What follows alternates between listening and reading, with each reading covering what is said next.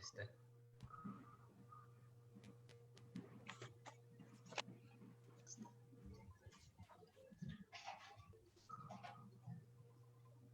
Rizal berstart sekarang. Bismillahirrahmanirrahim. Assalamualaikum warahmatullahi wabarakatuh dan salam sejahtera. Selamat pagi. Selamat datang ke rancangan terbitan Pusat Transformasi Komuniti Universiti UCTC, Universiti Putra Malaysia.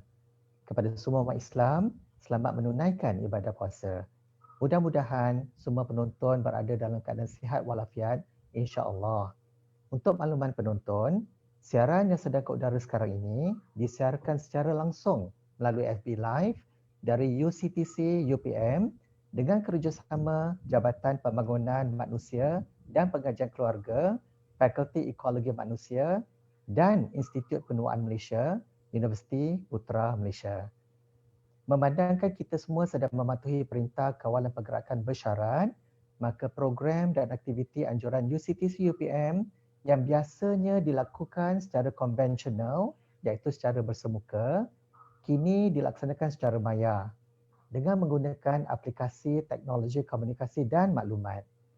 Beberapa program dan rancangan telah pun diterbitkan secara maya oleh UCTC UPM sepanjang tempoh PKP dan juga PKPB, termasuklah program berbentuk forum, diskusi, latihan dan sebagainya. Hari ini, UCTC UPM menyediakan satu lagi program yang amat menarik di mana kita telah menyediakan barisan panel yang mempunyai pengalaman yang amat luas dalam topik yang akan dibicarakan sebentar lagi. Saya yakin penonton akan memperolehi banyak ilmu pengetahuan yang bermanfaat dengan mengikuti siaran kita pagi ini. Jangan lupa untuk like UCTC UPM FB page, okey? Baiklah. Dengan tanpa melengahkan masa lagi, suka saya perkenalkan moderator kita untuk rancangan Forum Extend 4.0 pada hari ini yang bertajuk Adaptasi Keluarga Pasca PKP. Forum pada hari ini akan dimoderasikan oleh Dr. Rojana Kaha, pensyarah kanan di Jabatan Pembangunan Manusia dan Pengajian Keluarga, Fakulti Ekologi Manusia, Universiti Putra Malaysia. Dengan segala hormatnya, dipersilakan Dr. Rojana. Okey, terima kasih Dr. Nizam. Okey, selamat pagi semua ahli panel. Okey. Assalamualaikum warahmatullahi wabarakatuh. Salam Ramadan Karim, salam sejahtera kepada semua ahli panel dan penonton yang mengikuti secara langsung bicara adaptasi keluarga anjuran UCTC. Okey, terlebih dahulu kami bagi pihak ahli panel dan juga moderator mengucapkan ribuan terima kasih kepada UCTC atas penganjuran sesi bicara pengembangan 4.0. Jika bicara seperti ini, kita lebih menumpukan kepada tajuk berkaitan dengan pengembangan pertanian dan juga bagaimana menghasilkan produk-produk makanan berasaskan kepada hasil pertanian seperti ubi kledek dan sebagainya serta isu-isu yang berkaitan dengan model pelud. Maka hari ini kita akan mengubah topik perbincangan bagi membicarakan isu lebih penting dalam aspek penduduk di Malaysia, iaitu adaptasi keluarga pasca PKP.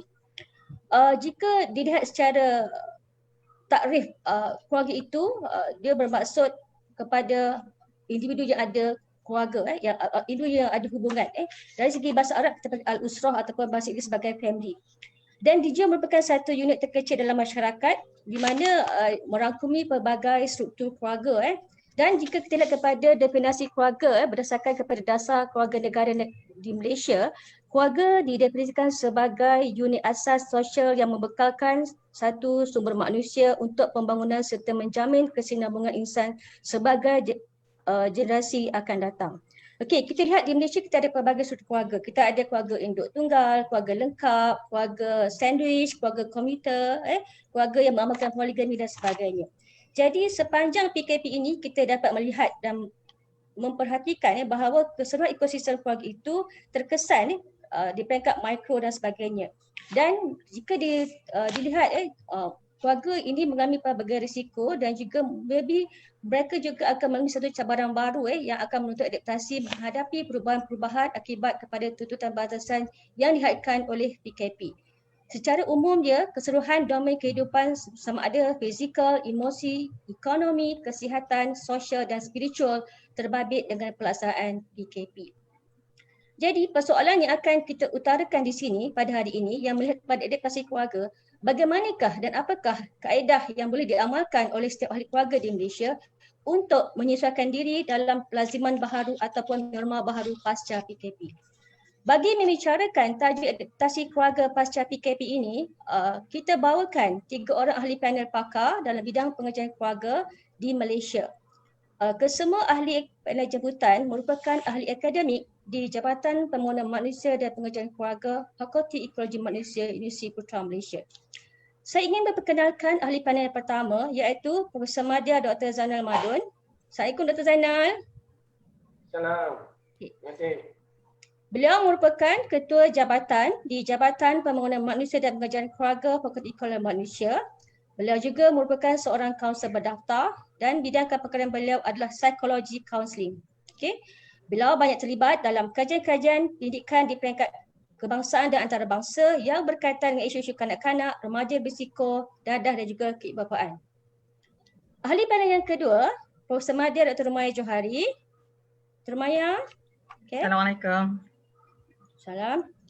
Seorang tenaga akademik juga di Jabatan Pembangunan Manusia dan Pengajian Keluarga, merangkap timbalan dekan akademik antarabangsa, hadiah pelajar dan alumni Fakulti Ekologi Manusia. Beliau berkepakaran dalam bidang ekologi keluarga dan kanak-kanak serta keibapaan. Pengalaman yang luas dalam bidang pendidikan di peringkat antarabangsa dan juga kebangsaan membuatkan beliau dikenali di peringkat antarabangsa dalam pendidikan sama ada di peringkat UNICEF, KEMAS dan juga LPBKN serta Kementerian Pengajian Tinggi. Manakala ahli panel yang ketiga, kita perkenalkan Profesor Madya Dr. Rahmat Ibrahim. Dr. Rima. Okay. Beliau juga seorang akademik di Jabatan Pembangunan Manusia dan Pengajian Keluarga, merangkap timbalan pengarah di Institut Pendidikan dan Penuaan ataupun My Aging Malaysia di Universiti Putra Malaysia, pakar dalam bidang gerontologi dan perkhidmatan manusia. Dan semestinya pengalaman yang luas dalam bidang warga emas dan ataupun gerontologi boleh dikongsikan kepada semua penonton pada hari ini. Okay. Sebelum kita memulakan sesi bual bicara ini, saya ingin memaklumkan beberapa panduan umum. Okay. Untuk makluman pendengar dan penonton, siri bicara ini akan berlangsung selama 2 jam dan boleh diikuti melalui Facebook Live UCTC.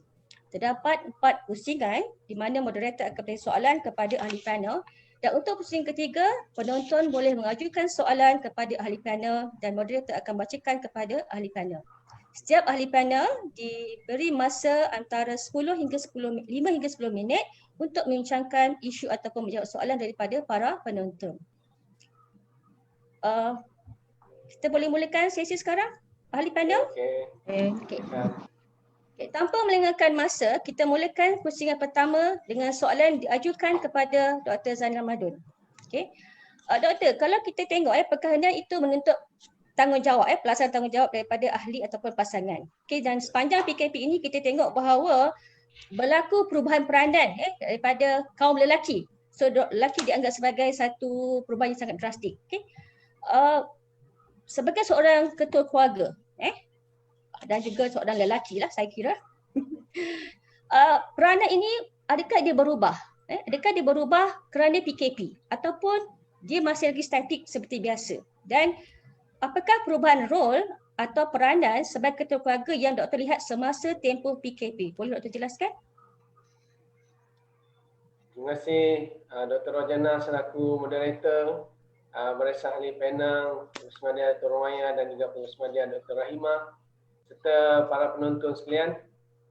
Alhamdulillah bil alamin wassalatu wassalamu ala asyrafil anbiya wal mursalin wa ala alihi wa sahbihi ajma'in. Rabbi shalli sadri wa yassirli amri wa hlul 'uqdatam min lisani yafqahu qawli. Allahumma shalli ala sayyidina Muhammad wa ala sayyidina Muhammad. Assalamualaikum warahmatullahi wabarakatuh dan salam sejahtera kepada semua penonton di seluruh negara. Syukur Alhamdulillah kita dapat bertemu pada pagi ini. Semoga apa yang kita lakukan dalam tempoh ini dikira sebagai salah satu daripada majlis yang ilmu yang mendapat keberkatan daripada Allah SWT. Merujuk kepada soalan yang diberikan kepada saya berkaitan dengan peranan bapa ayah ketua keluarga. Saya akan fokuskan tentang ketua keluarga dalam perbincangan yang singkat ini, iaitu adakah berlaku perubahan.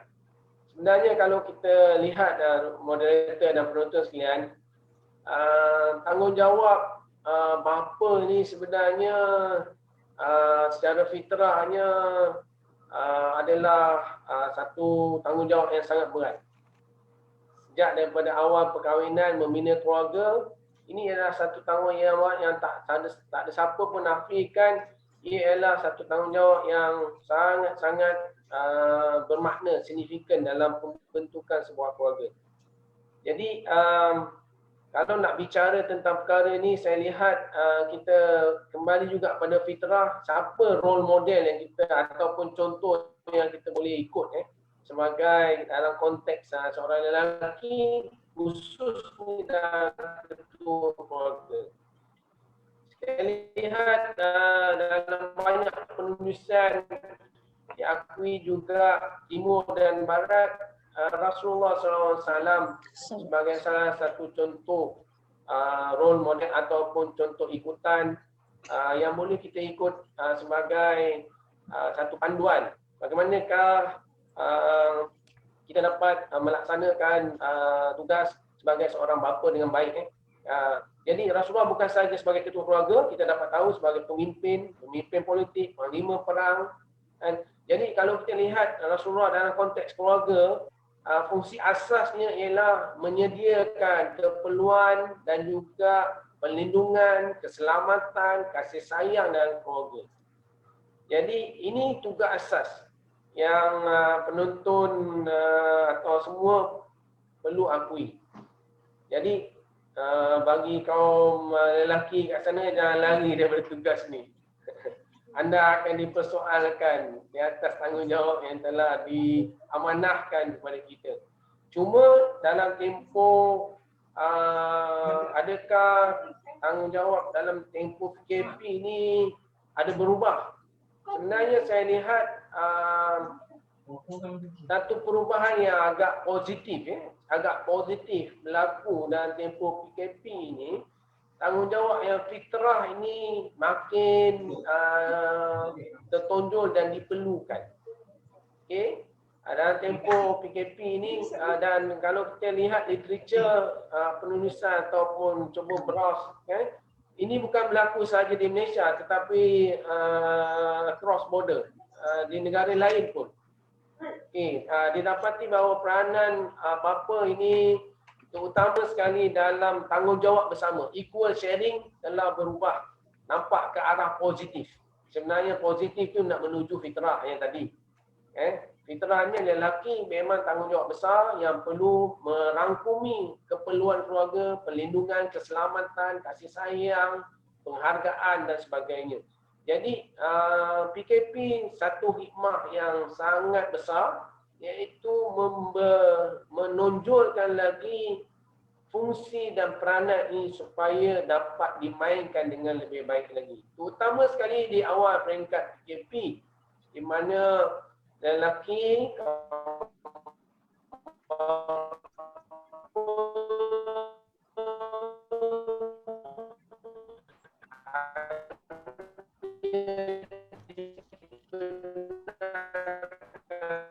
Okey, Dr. Zainal, keluar rumah untuk memenuhi keperluan. Ya. mungkin kita boleh ajukan penjelasan seterusnya kepada Dr. Rumaya. Apabila Dr. Zainal membicarakan tentang perubahan yang positif daripada peranan bapa itu sebagai balik semula kepada fitrah, bagaimana perlu Dr. Rumaya melihat isu ini dalam konteks lebih dalam, lebih luas? Sebagai seorang pendidik yang banyak terlibat dengan kajian kekeluargaan, apakah sebenarnya yang dialami oleh keluarga di Malaysia sepanjang tempoh PKP ini? Dan apakah yang paling mencabar dalam aspek kekeluargaan di Malaysia? Terima kasih Dr. Rojana. InsyaAllah, Assalamualaikum semua dan salam sejahtera. Saya diamanahkan untuk bercerita atau berkongsi dengan tuan-tuan dan puan-puan tentang apa yang dialami sebenarnya oleh keluarga ya. Jadi apa yang berlaku, saya rasa ini bukannya hanya kita di Malaysia sahaja, ini adalah cerita seluruh dunia yang dialami oleh semua orang, cuma pada kapasiti yang berbeza. Ya. Jadi keluarga didepani dengan pelbagai cabaran akibat dari pandemik COVID-19 ini, dengan yang paling utamanya adalah ancaman keselamatan lah. Ancaman keselamatan dan kesihatan yang kita tahu sehingga kini virus itu belum ada lagi penawarnya. Dan akibat daripada pandemik juga kita perlu patuh kepada pelbagai arahan yang membantu ya, yang dijangkakan dapat membantu kita untuk menjaga tadi ancaman pertama. Jadi kita didepani dengan keperluan mengasingkan diri ya, melalui proses penjarakan sosial. Jadi berikut dengan penjarakan sosial itu, kita tak boleh pergi kerja, penutupan institusi sekolah, universiti dan sebagainya. Jadi termasuklah dalam perkara ini keluarga juga didepani dengan ancaman keuangan. Ada keluarga yang hilang punca sumber pendapatan atau berkurangnya sumber pendapatan, terutamanya mereka yang bekerja sendiri. Ya. Kajian tinjauan yang dilakukan oleh DOS ya, Jabatan Statistik mendapati sektor seperti pertanian, perkhidmatan dan industri merupakan antara yang terjejas. Dan terjejas ini bukan setakat pekerja je terjejas ya, kalau industri majikan juga terjejas, kilang-kilang yang kecil dan sederhana sebenarnya termasuk juga kilang-kilang besar juga terjejas ya. Mungkin demand ada, order ada, tapi pekerja tak boleh datang kerja juga tak boleh dapat produce. Penutupan institusi pendidikan seperti sekolah, tadika dan juga institusi pengajian tinggi juga menimbulkan cabaran baru kepada kedua ibu bapa, terutamanya yang selama ini kalau keduanya memang bekerja di luar ya, dan kita ada subkon seolah-olah kita subkonkan anak kita, ada orang jaga dalam tempoh kita bekerja, ada sekolah, ada taska, ada tadika. Tiba-tiba sekarang kita ada masa yang begitu melimpah ruah untuk kita bersama anak-anak. Dan tiba-tiba ada tuntutan juga untuk kita menjadi cikgu. Masa inilah sepatutnya, dan kita tahu ramai juga ibu bapa yang menulis komen-komen di media sosial menghargai betapa susah payahnya guru-guru menjalankan tugas mereka. Ada YouTube yang kata, tolonglah cikgu ambillah anak saya ni ajar sebab saya tak reti nak ajar apa yang cikgu-cikgu ajar di sekolah. Jadi ini antara cabaran, ini bukan perkara-perkara remeh, tetapi ini juga bukan hanya kita sahaja yang melaluinya. Jadi itu senario yang sedang berlaku, dan saya antara banyak metafora ramai mengaitkan dengan macam-macam, ada yang guna pokok lah, matahari, kenderaan dan sebagainya, tapi saya suka untuk menjelaskan ini dengan metafora bahtera ya, kapal atau ship ya. Bahtera tak kira lah apa jenisnya. Kita ada laut luas pandemik ini, dan sama ada kita mempunyai rakit atau sampan, bot laju, kapal selam, kapal pelayaran atau kapal perang ya. Kemampuan kita dan cabaran yang kita lalui dan kemampuan kita berdaya tindak dengan cabaran ini adalah berbeza.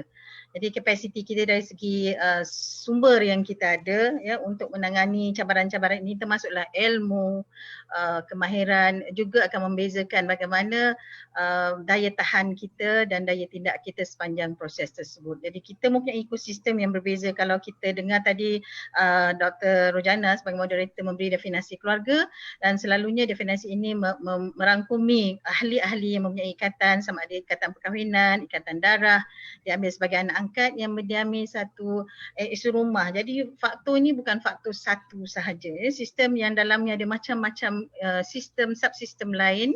Jadi faktor diri, dalaman ya, intra, faktor antara personal, interpersonal, antara orang dengan seorang, suami dengan isteri, suami dengan anak, bapa dengan anak-anak, antara adik-beradik dengan keluarga luas juga boleh menjadikan pengalaman atau cabaran yang kita lalui ini unik ya. Tapi di atas kesemua ni yang kita apa sahaja bahtera dan bagaimana ganas atau tidaknya pelayaran kita kena sentiasa ingat bahawa pelayaran perlu diteruskan. We have to move on.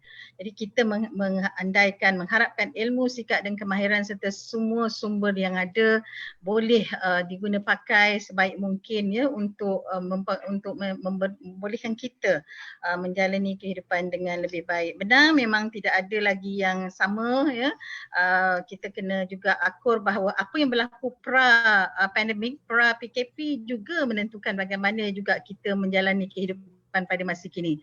Ya, cuma jika kita melihat ini segalanya sebagai negatif, maka kehidupan akan jadi lebih payah. Ya, adalah lebih mudah untuk kita akurkan bahawa ya inilah perkara yang perlu kita lalui dan cuba bertenang dengannya dan cuba positif.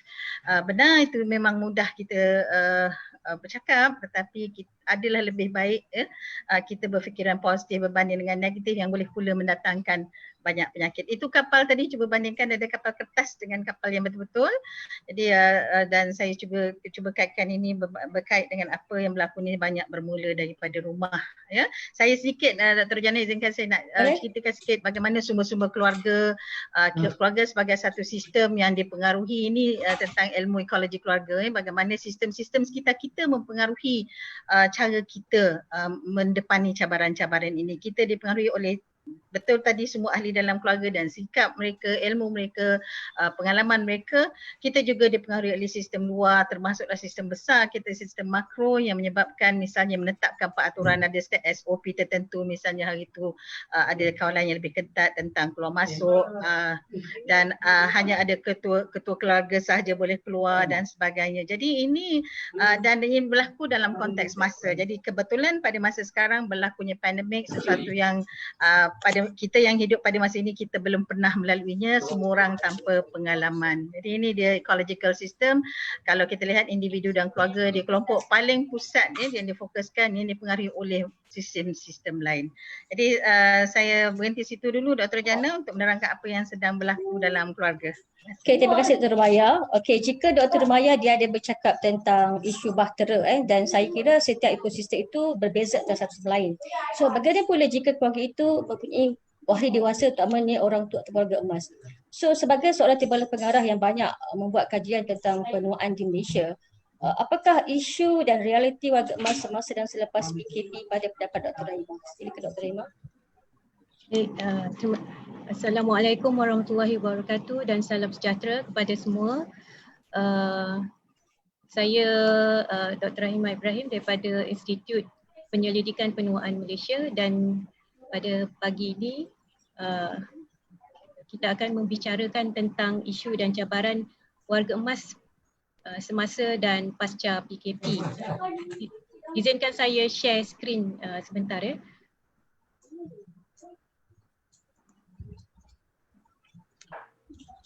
Okey. Jadi dalam masa yang diberikan ini saya akan melihat kepada beberapa topik perbincangan seperti yang terpapar pada skrin dan berbalik kepada persoalan yang diajukan oleh moderator. Saya ingin bawa perhatian penonton semua kepada situasi warga emas di Malaysia. Berapa jumlah warga emas di Malaysia sekarang? Pada tahun 2020 ini 1 daripada 9 orang adalah warga emas, individu yang berusia 60 tahun ke atas. 1 daripada 9. Maka bilangan ini juga dijangka akan semakin meningkat. Namun begitu kita tak boleh melihat warga emas ni sebagai satu kumpulan yang homogeneous ataupun sama saja. Dalam kalangan warga emas ni terdapat kepelbagaian 61.2 ni berpotensi menyumbang kepada masyarakat kerana mereka ni cirinya tidak miskin dan masih mampu ataupun mempunyai keupayaan fizikal. Manakala 25.8% lagi mereka perlukan program untuk meningkatkan pendapatan kerana miskin dan tetapi masih ada keupayaan fizikal. 8.5% perlukan perkhidmatan yang sesuai dan mampu dibayar dan hanya 4.6% saja yang perlukan pendekatan kebajikan. Ya.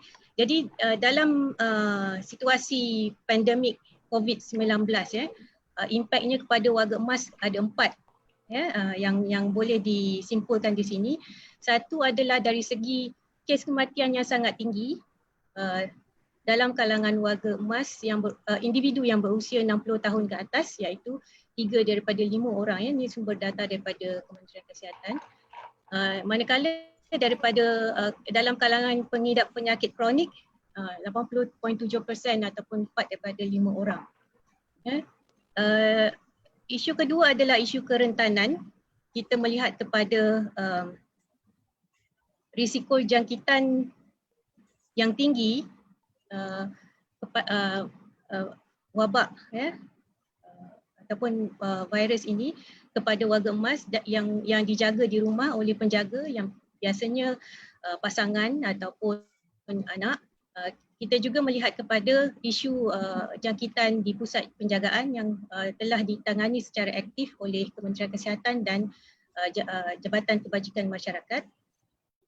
Isu kerentanan juga melibatkan akses kepada keperluan kerana warga emas ni terdedah kepada halangan fizikal dan juga halangan digital.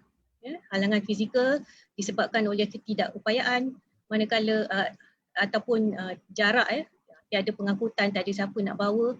Halangan digital ni melibatkan penggunaan teknologi.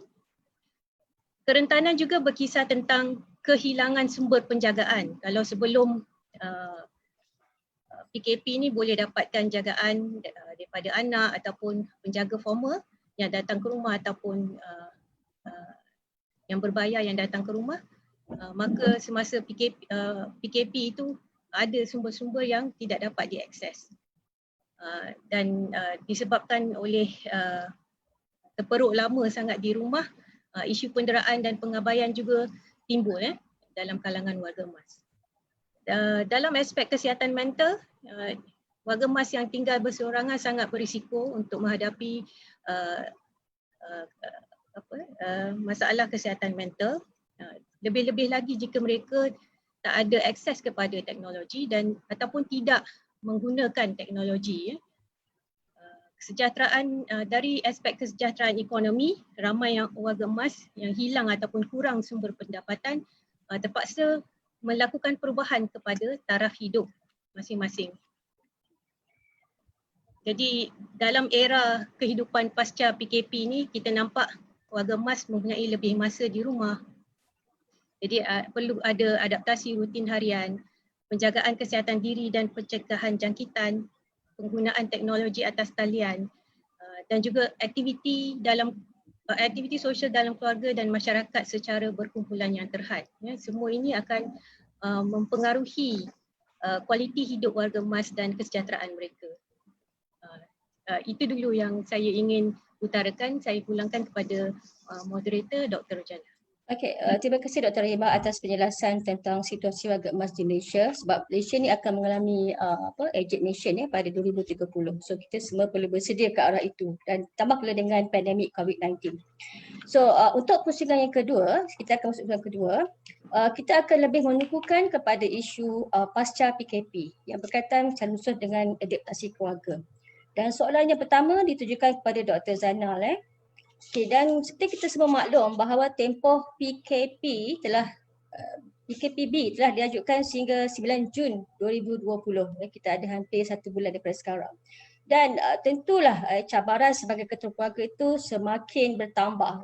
Dan saya kira menurut pendapat doktor, apakah cabaran yang paling kronik ataupun yang paling kritikal yang akan dihadapi ataupun semakin berkurang kepada ketua keluarga yang bakal ditepuhi sepanjang pasca PKP nanti? Terima kasih Dr. Rojana, selaku moderator.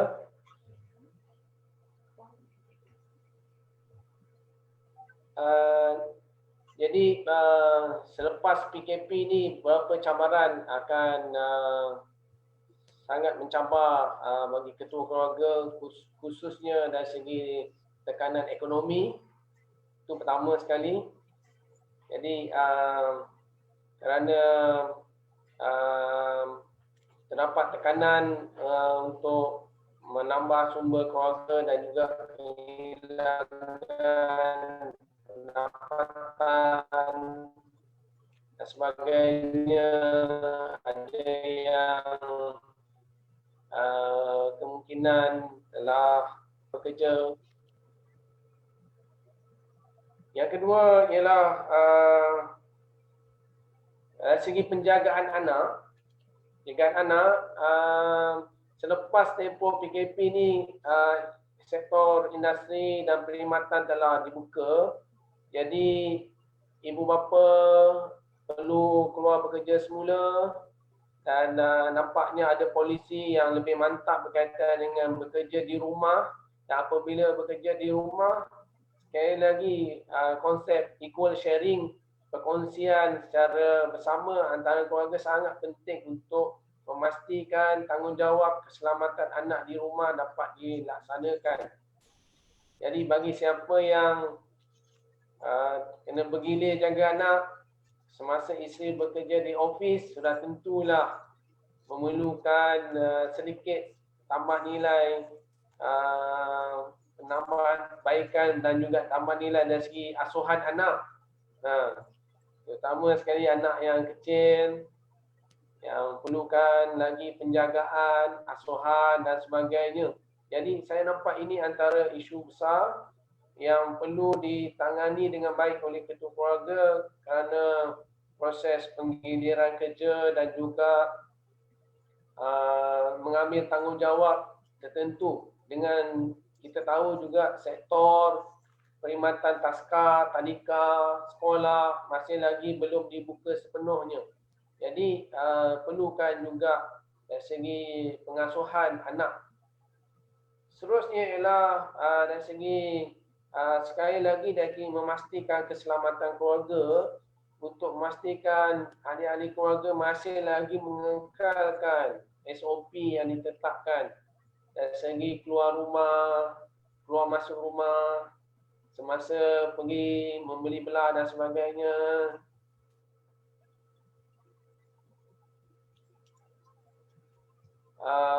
Untuk memastikan keperluan keluarga.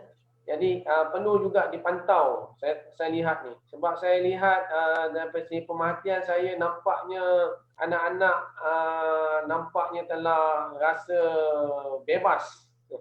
Macam keluar daripada kurungan. Mereka nampak berkumpul ramai-ramai dekat padang. Yelah, pasukan keselamatan pun tak dapat nak pantau dengan baik. Lebih saya lihat dengan kumpulan motor dan sebagainya. Ini keperluan mereka untuk bersosial, tetapi ini tanggungjawab yang besar oleh ketua keluarga sebagai pengawal, sebagai memastikan keselamatan disiplin anak. Sebab virus COVID ni kita tak nampak. Kita berperang dengan satu musuh yang tak nampak. Jadi kalau tak ada kawalan sebagainya, kita khawatir keselamatan keluarga akan tergugat. Seterusnya kalau lihat fenomena yang akan datang ni ialah tentang pembelajaran online. Jadi ini juga satu keperluan yang ketua keluarga perlu fikirkan dengan mendalam untuk menyediakan dari segi infrastruktur ataupun infrastruktur yang baik, infra dan info, supaya anak-anak kita dapat mengikuti pembelajaran online dengan baik. Di sebaliknya pula, apabila telah ada unsur online ni, apabila kita dapat akses dengan lebih baik atau ketua keluarga menyediakan akses ICT dengan lebih laju lagi atau lebih luas lagi, anak-anak pula terdedah dengan online safety, keselamatan online. Jadi ini antara saya lihat yang dilema ataupun pasca PKP yang perlukan perhatian daripada anak-anak, iaitu keselamatan online. Jadi selain daripada keseluruhan tekanan tekanan dan sudut memenuhi menyeimbangkan antara keperluan ekonomi keluarga dengan keperluan sosial keluarga. Jadi ini juga menyebabkan nanti akan timbul lagi isu ataupun cabaran yang sangat berat di kalangan ketua keluarga. Jadi ini pasca PKP juga satu tempoh yang lama. Kita tak tahu bila COVID ni akan berlangsung. Dikatakan sampai mungkin 2021. Jadi daya tahan keluarga terutama sekali untuk memenuhi keperluan-keperluan keluarga yang saya masukkan tadi yang sebelum ni mungkin tak sempat nak ulas, iaitu dari segi keperluan fisiologi, keperluan keselamatan, keperluan security, keperluan self-esteem, keperluan kasih sayang dan sebagainya. Ini perlu lagi menyebabkan peranan kebapaan makin bertambah signifikan dalam mengubah peranan gender role sebagai ketua keluarga. Jadi selain daripada itu, ketua keluarga perlu juga ambil berat tentang kesihatan mental ahli keluarga. Kerana dapatan ringkas daripada survey yang saya buat di kalangan pelajar-pelajar remaja sekolah dengan kaunselor sekolah daerah Penulangan, kita dapati bahawa ada anak-anak yang memerlukan bantuan. Jadi dalam keadaan ketidaktentuan ini, uncertainty ini, keperluan untuk membolehkan keluarga mengawal dan mengadaptasi tentang kesihatan mental ahli keluarga sangat-sangat penting. Kalau kita tak mampu untuk membuat proses bimbingan, penasihatan, kita mungkin boleh rujuk kepada agensi sokongan. Kalau kat sekolah ada kaunselor sekolah, kita ada juga talian-talian tertentu, NGO tertentu. Jangan biarkan ahli keluarga kerana kita tak tahu. Kita mungkin boleh adaptasinya dengan baik, tetapi dalam tempoh yang agak lama ini, keperluan manusia untuk berhubung dengan orang lain dan menyebabkan ini akan menimbulkan isu kesihatan mental. Jadi saya rasa Dr. Rojana, itu antara 4 isu penting yang saya telah kemukakan tentang pasca PKP yang perlu ketua keluarga ambil perhatian untuk memastikan keselamatan, kasih sayang dan juga pembelajaran dan juga tekanan ekonomi. Terima kasih. Terima kasih Dr. Zainal atas penjelasan yang panjang lebar dan sangat bermanfaat. So kita tampak bahawa perubahan itu seolah macam bertukar peranan. Kena jadi polis, jadi cikgu, jadi doktor, doktor? Jadi doktor sakit mental pula. Takut ahli-ahli keluarga rasa tertekan dengan akibat kurang betul lama dalam sebuah rumah. So jika Dr. Zainal bercakap tentang role sebagai bapa dan konsep kebapaan itu, maka kita akan beralih kepada yang lebih tanggungjawab bersama, itu equal sharing dari segi ibu dan bapa, parents. Dr. Maya, seorang yang pakar dalam bidang parenting ini, saya kira boleh menjawab soal ini tentang cabaran yang menanti, terutama kepada ibu bapa di Malaysia. Silakan Dr. Maya. Terima kasih Dr. Jana. Saya retro sikit tentang bagaimana nanti apa yang kita lalui sekarang semasa PKP ini sebenarnya akan mempengaruhi apa yang akan kita jalani semasa pasca. Jika banyak sangat perubahan-perubahan yang kita terpaksa lalui, tentulah proses untuk kita adaptasi itu mengambil masa, dan untuk kita lalui pasca PKP juga nanti akan ada lebih lagi cabaran rentetan daripada pengalaman-pengalaman semasa. Jadi bergantung juga sebenarnya kepada faktor persepsi kita yang saya tekankan tadi tentang sama ada kita menanggapi semuanya ini sebagai sesuatu yang perlu kita kita lalui dengan tenang, dengan positif dan melihat cabaran ni insya-Allah sebagaimana juga cabaran-cabaran sebelum ini semuanya akan berakhir insya-Allah ya. Cuma kita tidak mahu terkesan yang kita tu begitu sehingga jatuh terduduk ya sehingga sampai tak mampu untuk berfungsi, yang itu kita cuba elakkan dengan usaha yang sebaik mungkin, juga termasuk juga mencari sumber-sumber bantuan yang sebagaimana disebutkan oleh Dr. Zainal tadi. Saya suka untuk melihat dari perspektif parenting ni, keibubapaan, kalau selama ni bila tanya kenapa tak pergi PIBG meeting atau kenapa boleh terlepas pandang anak konten sekolah, anak tak buat homework sebagai contohlah, atau terlepas birthday isteri, terlepas birthday suami dan sebagainya, alasan paling klise paling common sekali orang kata sibuk.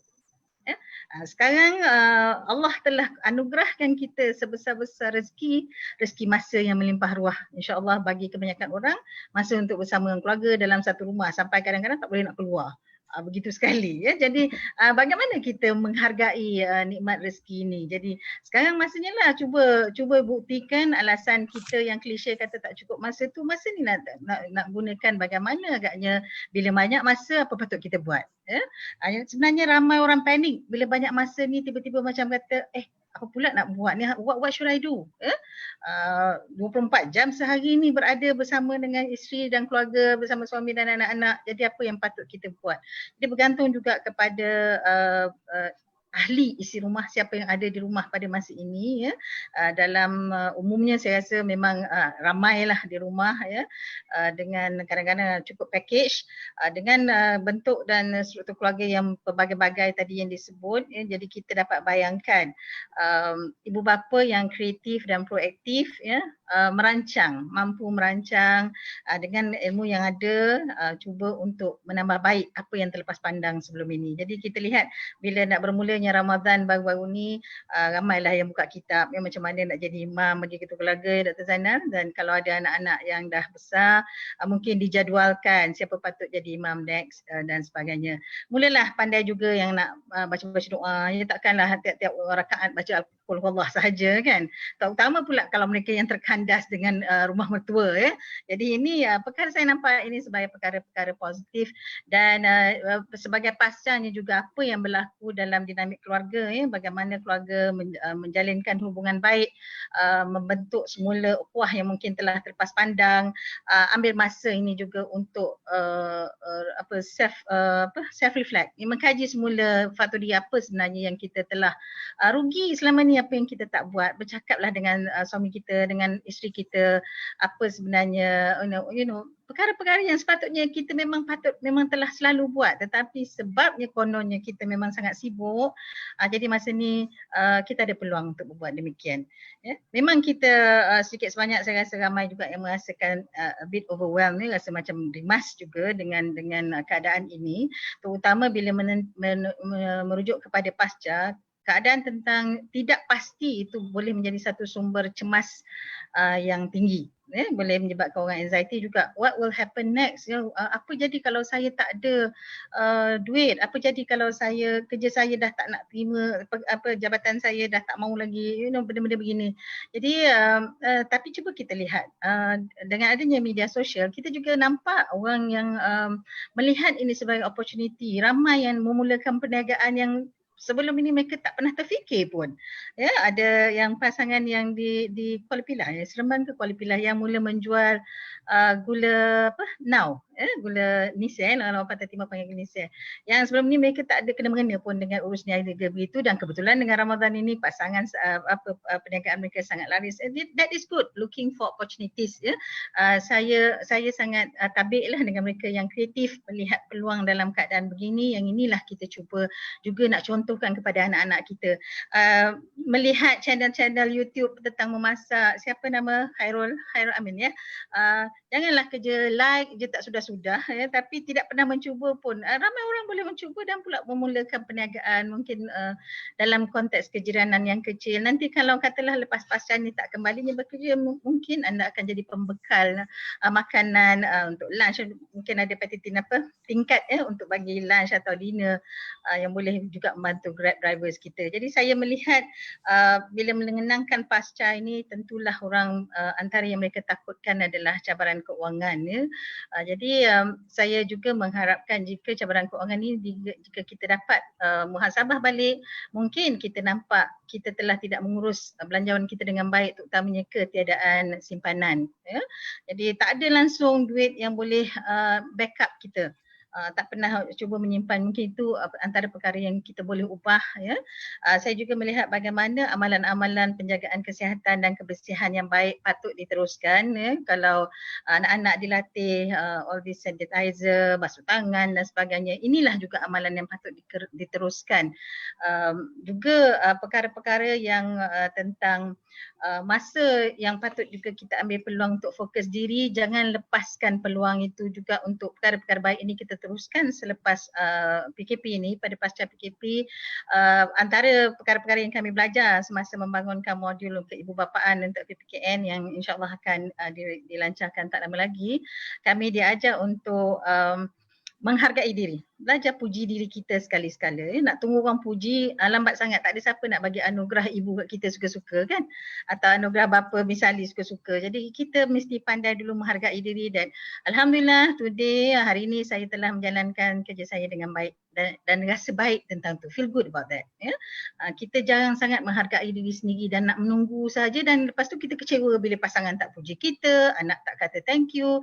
Jadi ini antara perkara-perkara bagus supaya kita dulu rasa selesa dengan diri, rasa tenang dengan diri, dan selepas tu baru kita boleh berfungsi dengan baik sebagai ibu dan ahli keluarga.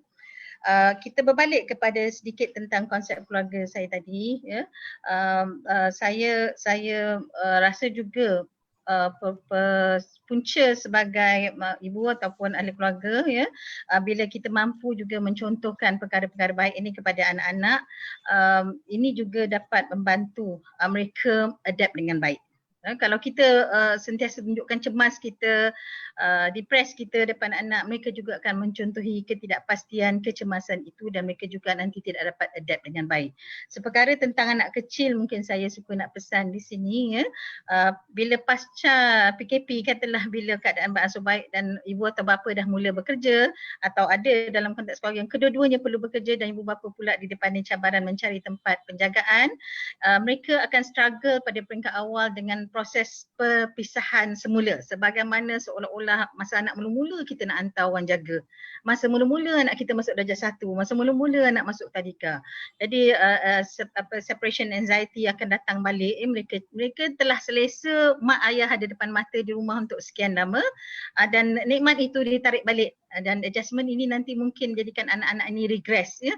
Mengecut semula dari segi kemahiran yang mereka telah ada, berasa tidak gembira dan balik kepada tingkah laku yang tidak sesuai dengan umur. Jadi yang ini ibu bapa perlu lebih bersabar dan bertabah, dan kita juga mengharapkan perkara-perkara yang konflik, ya, dalam keluarga semasa pasca memang tidak dapat dibayangkan kalau semasa PKP ini terperangkapnya ahli-ahli keluarga mangsa dera serumah dengan tukang dera, ya. Kita tak boleh ambil mudah perkara ini, dan bagi pendera, ya, selalu kita fokus kepada mangsa, tapi kepada pendera, mereka yang ada ciri dalam hati mereka untuk mengawal isteri atau mengawal anak-anak hanyalah dengan cara pukul, dan pukul ini bukan pukul sikit-sikit, pukul luar biasa. Itu je cara yang mereka mampu buat. Saya ingin tekankan di sini, anda adalah orang yang paling kurang keyakinan diri, selemah-lemah orang, ya. Anda perlukan bantuan. Bukan setakat mangsa perlu bantuan, pemangsa juga anda sebenarnya perlukan bantuan. Jadi untuk tu saya pulang balik kepada moderator. Sekian. Okey, terima kasih Dr. Rumaya atas penjelasan tadi. So kita tengok bahawa ibu bapa itu peranan dia pelbagai, rencam, dan mengikut umur anak berbeza. Kalau anak kecil maka cabaran dia mungkin lebih mencabar, dan sekiranya mereka ada anak yang remaja, dia punya cabaran juga berbeza. Okey, berbalik kepada Dr. Rahimah tentang isu warga emas, sebab kita juga mengambil kira bahawa antara jumlah kematian yang tinggi di Malaysia akibat COVID-19 adalah warga emas. So apakah keperluan warga emas sebagai golongan yang paling terkesan dengan penurunan wabak COVID-19 secara khusus di Malaysia, Dr. Terima kasih Dr. Jana. Izinkan saya untuk share semula skrinnya. Ini untuk memberi peluang kepada mungkin line tak berapa jelas ataupun tak berapa dengar perbincangan. Jadi saya sediakan slide jugalah untuk manfaat semua.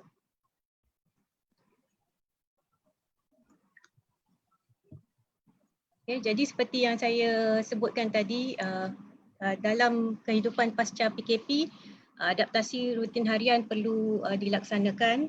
Ini selain daripada penerusan kelangsungan hidup ya, dan penjagaan kesihatan diri juga perlu diteruskan untuk mencegah jangkitan daripada terkena warga emas ya, dan ahli keluarga.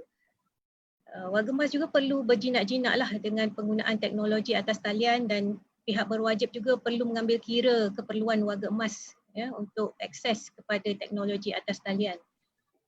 Saya teruskan untuk yang perubahan dalam penglibatan aktiviti ekonomi dan sosial.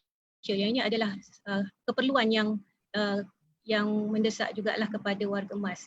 Disebabkan oleh kawalan pergerakan dan juga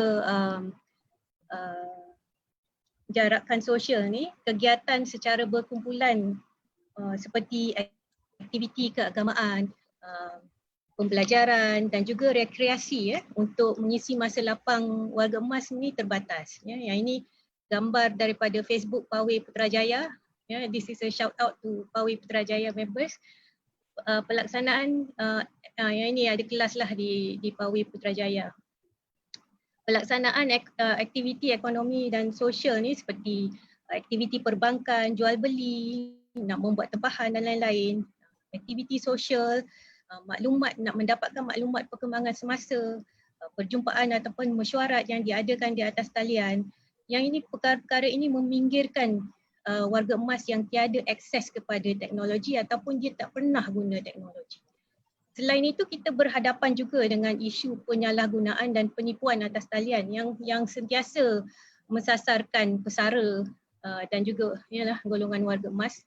Jadi yang ini kita tengok sikitlah tentang kes-kes yang mengenai scam, akau scam, penyamaran melalui telefon ya. Dia mengganggu gugat jugalah ketenangan dan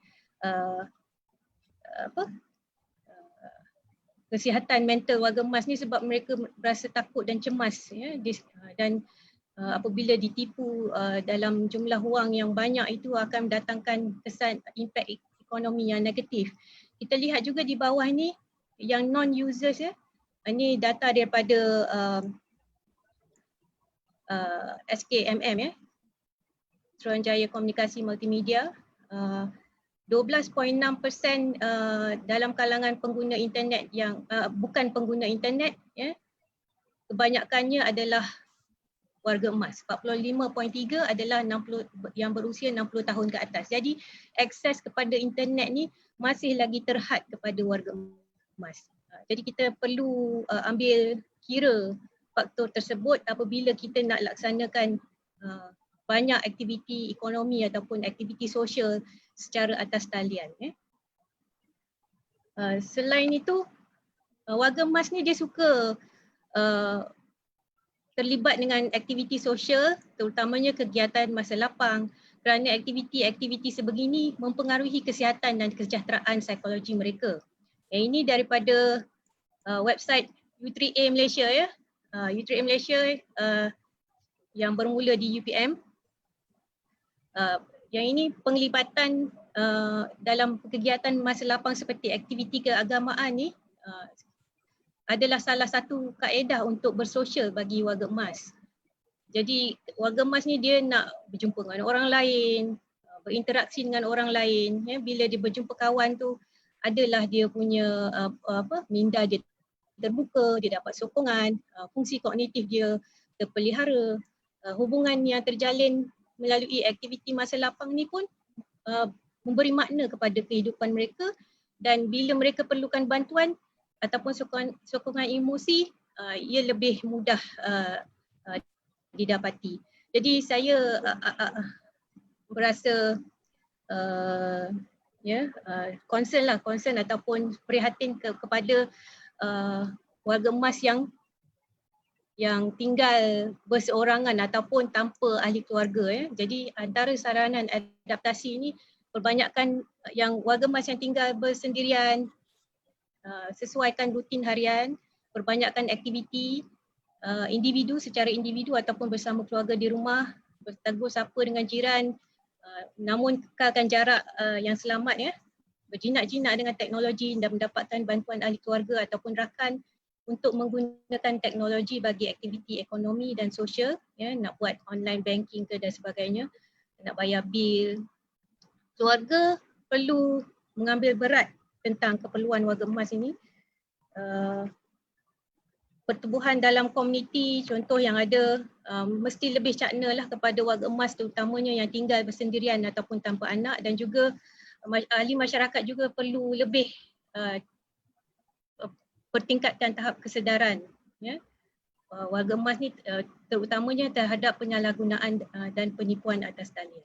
Okay, itu saya isu yang saya nak bincangkan dulu. Saya pulangkan kepada moderator. Okey, terima kasih Dr. Rahimah yang bercakap tentang isu warga emas dan juga cabaran tentang bagaimana kita nak merapatkan kembali hubungan antara anak dan ibu bapa. Bagaimana mungkin perlu anak-anak mengajar ibu bapa yang berusia tentang teknologi sebab semua sekarang menggunakan online termasuk online banking, pembelian dan sebagainya. Okay, kita telah pun habis kepada pusingan yang kedua. So kita akan memberi peluang kepada penonton di Facebook Live UTTC. So kita mengucapkan terima kasihlah kepada semua penonton yang sudi mengikuti secara ini secara live. Dan kita tengok ada ramai yang mengikuti, ada Syamil, ada Mama Ayub, Nur Syahira dan juga ada soalan-soalan yang diajukan. Okay, ada satu soalan yang berbentuk umum daripada Aswad Hussein yang berbunyi, bukan anak-anak je kena buat pembelajaran secara online, mak ayah pun kena juga. Macam mana tu ya nak handle keperluan keluarga? So siapa yang sudi untuk menjawab? Ahli panel yang mana satu nak jawab agaknya? Dr. Rumaya?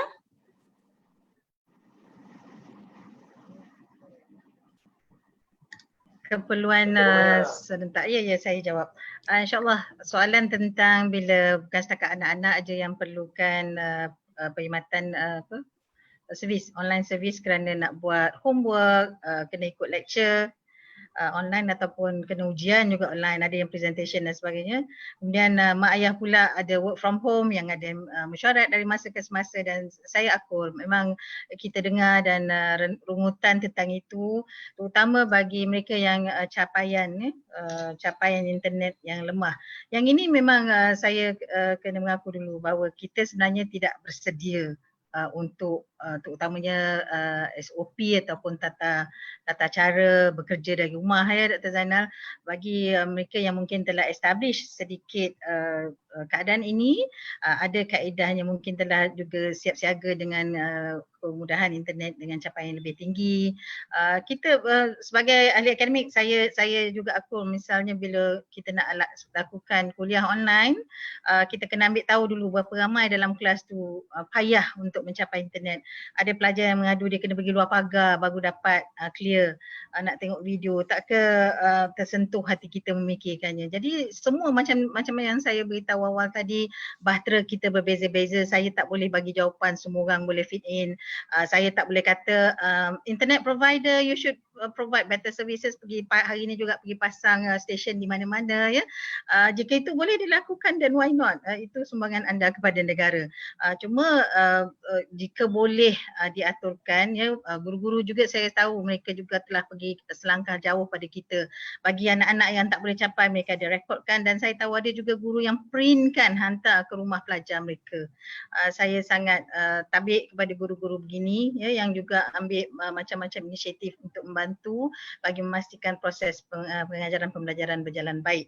Bagi majikan-majikan juga saya rasa perlu juga ambil maklum untuk work from home ni bukannya semudah yang kita jangkakan. Personally saya juga rasa dia perlu di-plan, dirancangkan dengan baik dan berstruktur supaya ada kesannya tu dapat, it's a win-win situation dan manfaat itu dapat dinikmati.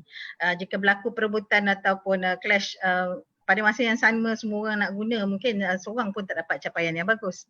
Ya? Jadi saya tidak ada jawapan khusus untuk itu, memang we have to make do with what we have. Ya? Mungkin boleh susun atur sedikit jadual. Bila ada kelas perkara yang jadual yang tak boleh kita elak, kita beri dulu keutamaan bagi mereka yang perlu. Ya, Dr. Jana. Okay, terima kasih Dr. Maya. Kita ada soalan seterusnya daripada penonton, daripada Muhammad Ismail. Soalan beliau, anak suka memberontaklah, bagaimana nak menangani anak memberontak? Jadi saya kira Dr. Zainal boleh menjawab soalan ini. Silakan Dr. Zainal. Terima kasih dan kepada penanya Encik Ismail. Soalan ni memang sangat relevan lah. Jadi terutama sekali apabila seperti sahabat saya Prof. Mansur cakap terperuk, demam terperuk, fever cabin. Kita duduk dalam ramai-ramai dalam suasana PKP ni, tentulah setiap ahli keluarga merasa tidak selesa dan sebagainya. Ini akan menimbulkan lagi suasana ataupun tekanan bukan sahaja pada ketua keluarga dan juga ahli-ahli keluarga. Tajuk ini dah macam lebih kurang nak parenting, tapi tak apa Dr. Maya nanti mungkin boleh tambah lah. Jadi parenting ataupun cara kita nak atasi ni, saya lihat dari perspektif counselling lah supaya lebih mudah dalam bidang saya kan.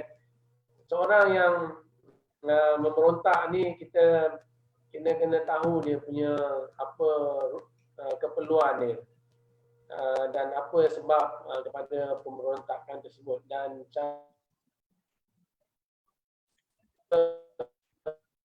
jalan untuk mengetahui anak dan sebab dia ni ialah dengan cara dapat berkomunikasi yang secara positif dengan anak-anak, secara bersemuka. Dia perlukan masa untuk kita slow talk, cakap one time. Masa seorang dengan seorang ni, ya, setiap orang perlukan masa berkualiti antara seorang dengan seorang, sebab setiap anak ada keperluan tertentu yang diperlukan oleh setiap anak. Jadi mengenal pasti keperluan dan juga apa sebab dan semua ini akan dapat membantu kita menyelami, masuk dalam jiwa anak-anak kita. Dan ini sudah tentu memerlukan, tak boleh selesai kat sini, memerlukan kemahiran komunikasi yang sangat efektif. Dan cara mudahnya anak memerlukan kasih sayang, perhatian. Suasana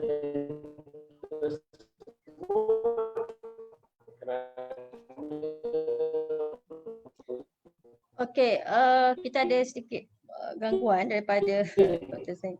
Sebabkan mereka. Okey, mungkin kita boleh teruskan dahulu kepada soalan seterusnya.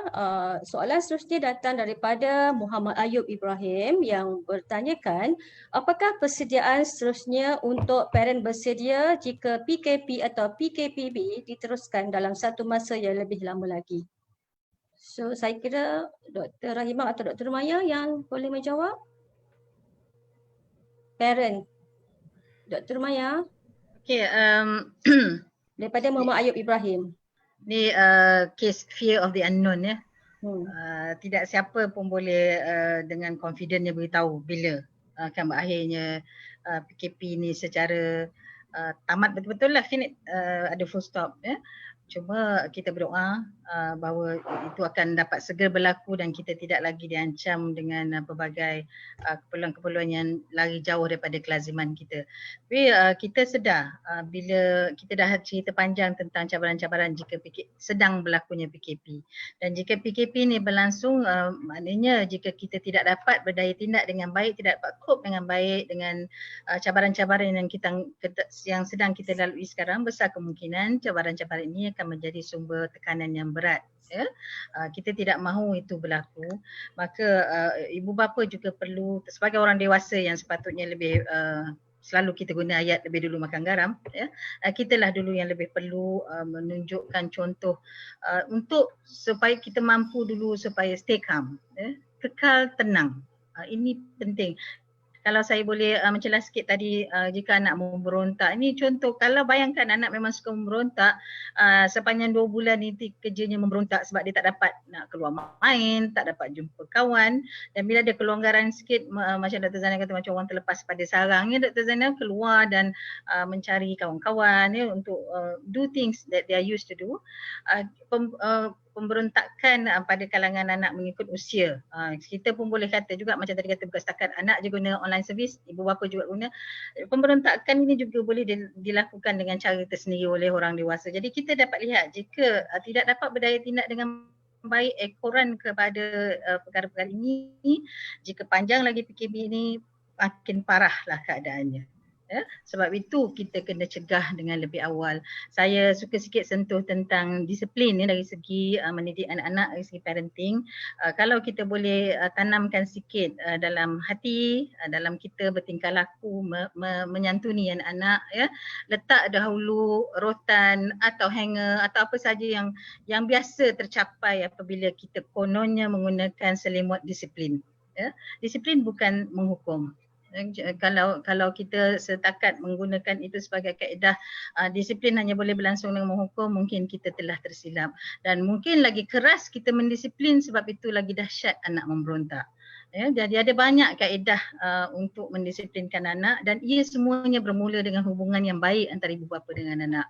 If we fail to communicate, kalau kita gagal berkomunikasi dengan baik dengan anak, sebab itulah kita telah membuka peluang untuk mereka memberontak. Sebab mereka tidak mampu nak bercakap dan berkomunikasi dengan baik dengan kita kerana kita tidak membuka telinga kita untuk mendengar apa yang mereka rasa. Tidak pernah memberi ruang kepada mereka untuk menyatakan apa yang mereka perlu, apa yang mereka suka, apa yang mereka tidak suka. Jadi mungkin ada pihak-pihak yang kurang senang, ya, dengan usul sebegini, tetapi cuba renung-renungkan, ambil peluang. Mungkin parenting kita yang telah menyebabkan anak memberontak. Itu Dr. Rojana. Okey, terima kasih Dr. Maya atas penjelasan tadi. So, Dr. Zainal ada sebut tentang one-to-one session dengan anak-anak untuk mengelakkan isu kebosanan dan sebagainya. Dan ada satu mungkin saranan daripada seorang penonton, Puan Halimah Haji Noh, beliau menyatakan keterbatasan buat warga emas jadi stres kerana anak-anak, jiran-jiran dan juga komuniti. Dr. Rahimah nak mengulas ataupun macam mana? Nak beri komen pandangan Puan Halimah?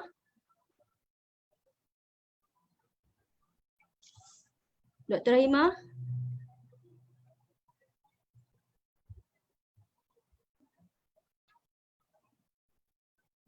Baik, saya beri komen tentang pandangan beliau, maklum balas daripada Puan Halimah. Ya. Okay. Jadi kita lihat, kita membayangkan senario inilah.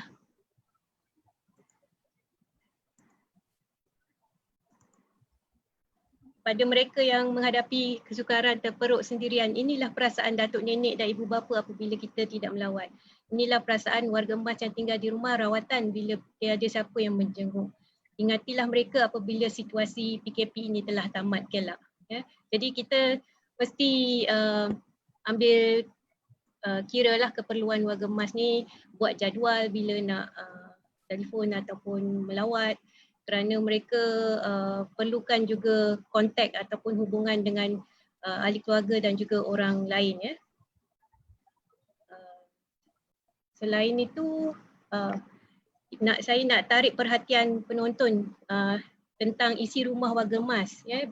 Kebanyakan warga emas ataupun majoriti warga emas sebenarnya tinggal dalam keluarga luas bersama sama ada dengan anak ataupun dalam keluarga pelbagai generasi. Walaupun begitu, pertemuan ataupun kontak ini tidaklah bermaksud berhubung antara satu sama lain. Jadi keperluan ini perlu dipertingkatkanlah antara ahli keluarga ya, untuk saling berhubung ya, antara ibu bapa dan anak, antara datuk nenek dan cucu dan sebagainya. Okay, Doktor. Okay, terima kasih Dr. Rahimah. Okey, saya sambung soalan yang diterima daripada Kavita Rose yang berbunyi, salam sejahtera. Apakah pandangan doktor? Sekiranya kes COVID-19 ini semakin berkurang, adakah fungsi dan peranan ahli keluarga akan hidup seperti dulu atau akan ada perubahan dengan pelbagai cabaran? Mungkin Dr. Rumaya atau Dr. Zainal ingin menjawab soalan daripada Kavita Rose. Okey, saya jawab sikit, Dr. Zainal mungkin boleh tambah ya. Kita sebenarnya satu perkara yang kekal dalam hidup ni adalah perubahan. Jadi saya rasa kita tidak akan boleh sama seperti dahulu. Ya. Pengalaman mendepani COVID-19 ini adalah merupakan satu pengalaman besar yang kita alami yang akan mengubah kita dan sedang mengubah kita kepada sesuatu yang baru, dan kita sedar bahawa banyak kelaziman baru yang terpaksa kita sesuaikan diri dengannya, dan ini juga akan diteruskan ya, katalah insya-Allah dengan cepat kita dapat lepas daripada PKP ni, dan apa yang sedang berlaku semasa PKP memang akan kita bawa seterusnya. Ya. Cuma sama ada yang kita bawa itu positif atau negatif, itu yang menentukan apa kesan seterusnya. Itu Dr. Zainal mungkin nak tambah. Perubahan, dengar ya? Perubahan sebenarnya memang seperti Dr. Raya tak dapat sebenarnya kalau dari segi asasnya role kita, tugas kita yang asas tu sebenarnya masih sama. Cuma kita mungkin perlu sesuaikan dengan keadaan, dengan suasana dan juga keadaan persekitaran kita yang baru ini, sehingga vaksin akan capai, baru mungkin kita boleh dapat hidup normal. Cuma perubahan dari sudut psikologi itu yang saya lihat yang perlu sama-sama kita mungkin dapat teruskan supaya dapat memantapkan lagi institusi keluarga kita dari segi mengambil peran bersama, masa kualiti, aktiviti yang dulu dijalankan patutnya dapat diteruskan lagi. Selain daripada perubahan dari sudut teknologi, saya rasa ini akan kita perlu depani dengan bijak, dengan baik, supaya kita boleh dapat hidup ataupun dengan suasana baru ini. Terima kasih. Terima kasih Dr. Zainal. Untuk soalan selanjutnya, kita terima daripada Sri Bitra. Okay. Due to this MCO, there are many ways for citizens at home, especially family members, to have an increase on mental issues. Everyday routine makes people at home bored, especially housewives. To decrease the boredom of the home, what are the other resources? What are the sources that can be taken to decrease the boredom among family members? So, macam nak mengurangkan kebosanan lah di rumah. So, siapa yang boleh menjawab soalan? Dr. Rumaya, Dr. Rahimah, soalan untuk macam mana nak elakkan kebosanan. Ada cadangan daripada seorang follower di Facebook. Dia kata, pick up new routine like doing yoga, working out, cooking, baking can also be done untuk mengelakkan kebosanan. So, apa pandangan ahli panel semua? Dijawablah. Ya. Boleh, Doktor. Okey. Memang adaptasi rutin harian ni sangat penting. Dia macam kalau warga emas ni selepas mereka bersara, tiba-tiba ada masa yang sangat banyak. Ya. Jadi kalau tak menggunakan masa tu secara efektif ataupun membuat benda-benda yang berfaedah dan bermanfaat, jadi masa itu akan terbuang sahaja. Ya. tidak mendatangkan apa-apa kebaikan kepada diri sendiri ataupun kepada orang lain. Jadi banyak itu yang kita fokuskan juga di UPM, pembelajaran sepanjang hayat. Jadi tugas ataupun tanggungjawab untuk mempelajari sesuatu yang baru tu bukan berhenti bila kita dah tamat SPM ataupun dah graduate. Tapi perlu diteruskan sehingga ke akhir hayat ya.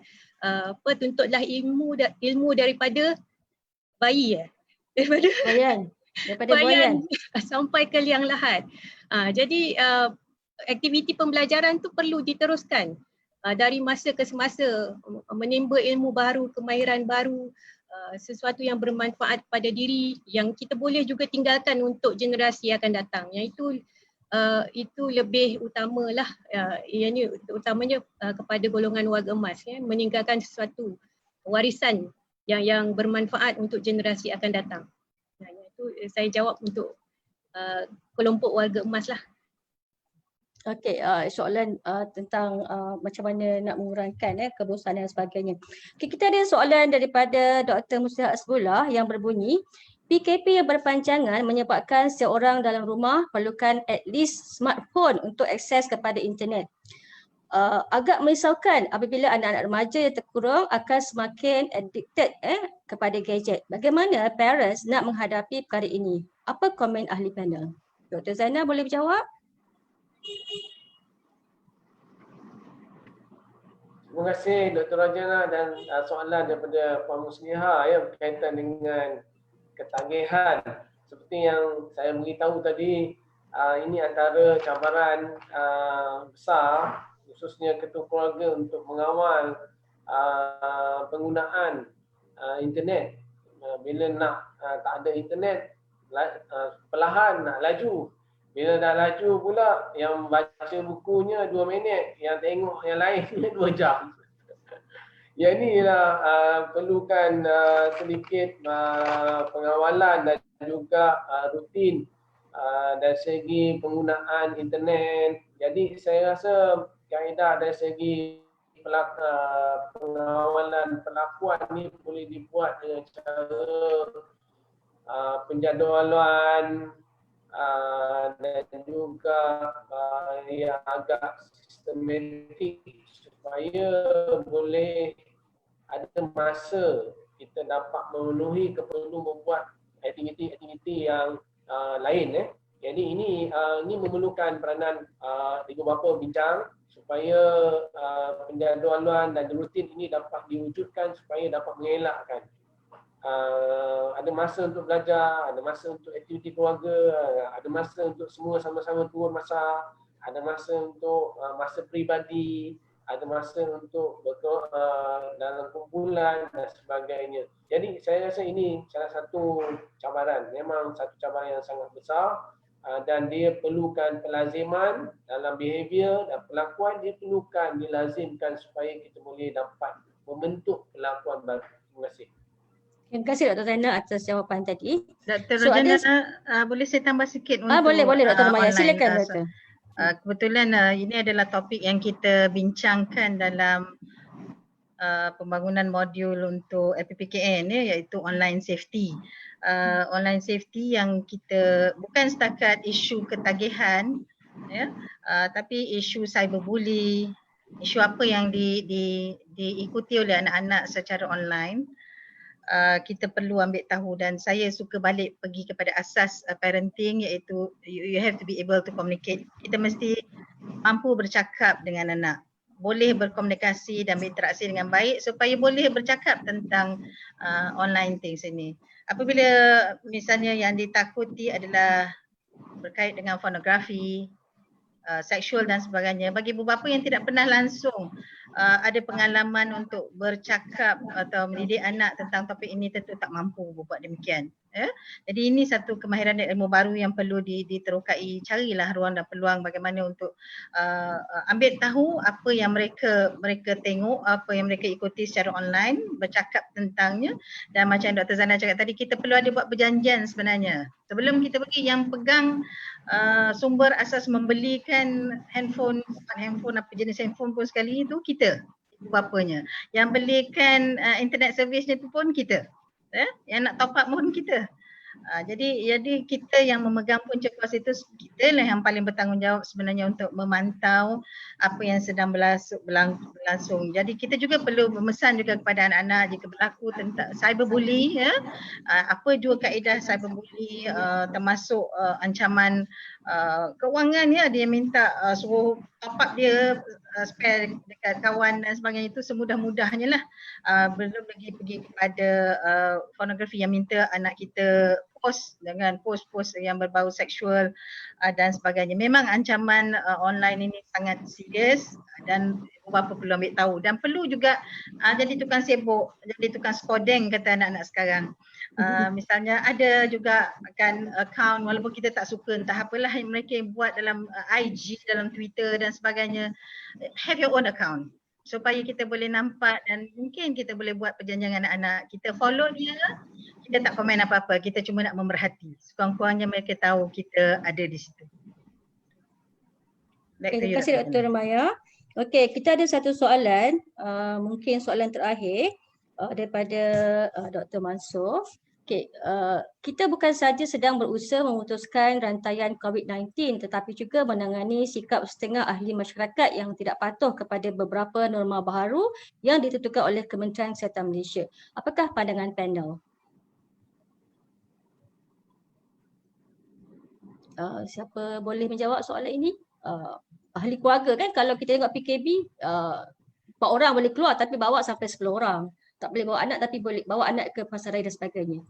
Mohon pandangan ahli panel.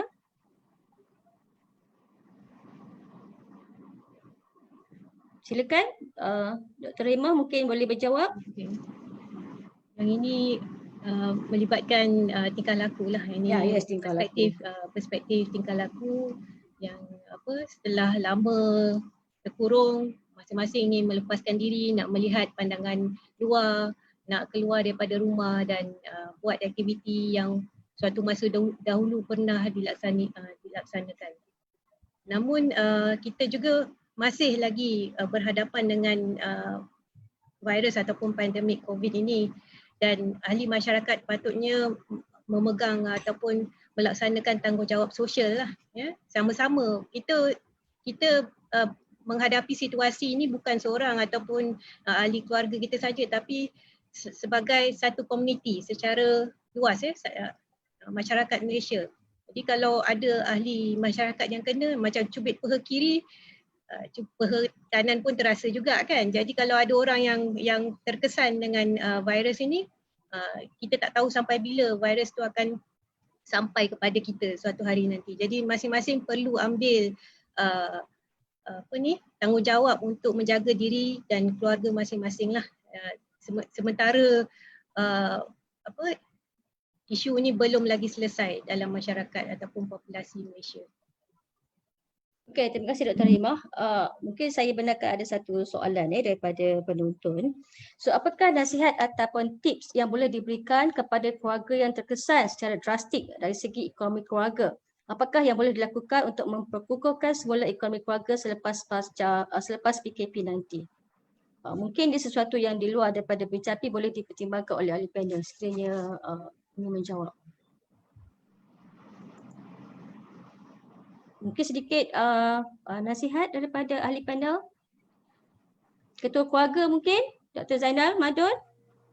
Terima kasih. Keadaan secara umumnya moderator dan juga yang bertanya tadi, keadaan ketidaktentuan ekonomi global dan juga negara memang perlu kita akui. Jadi saya pun nak cakap tentang sudut ekonomi, fokus apa akan datang tu pun sangat terhad untuk membicarakan dia dalam konteks ini kan. Tetapi ruang-ruang untuk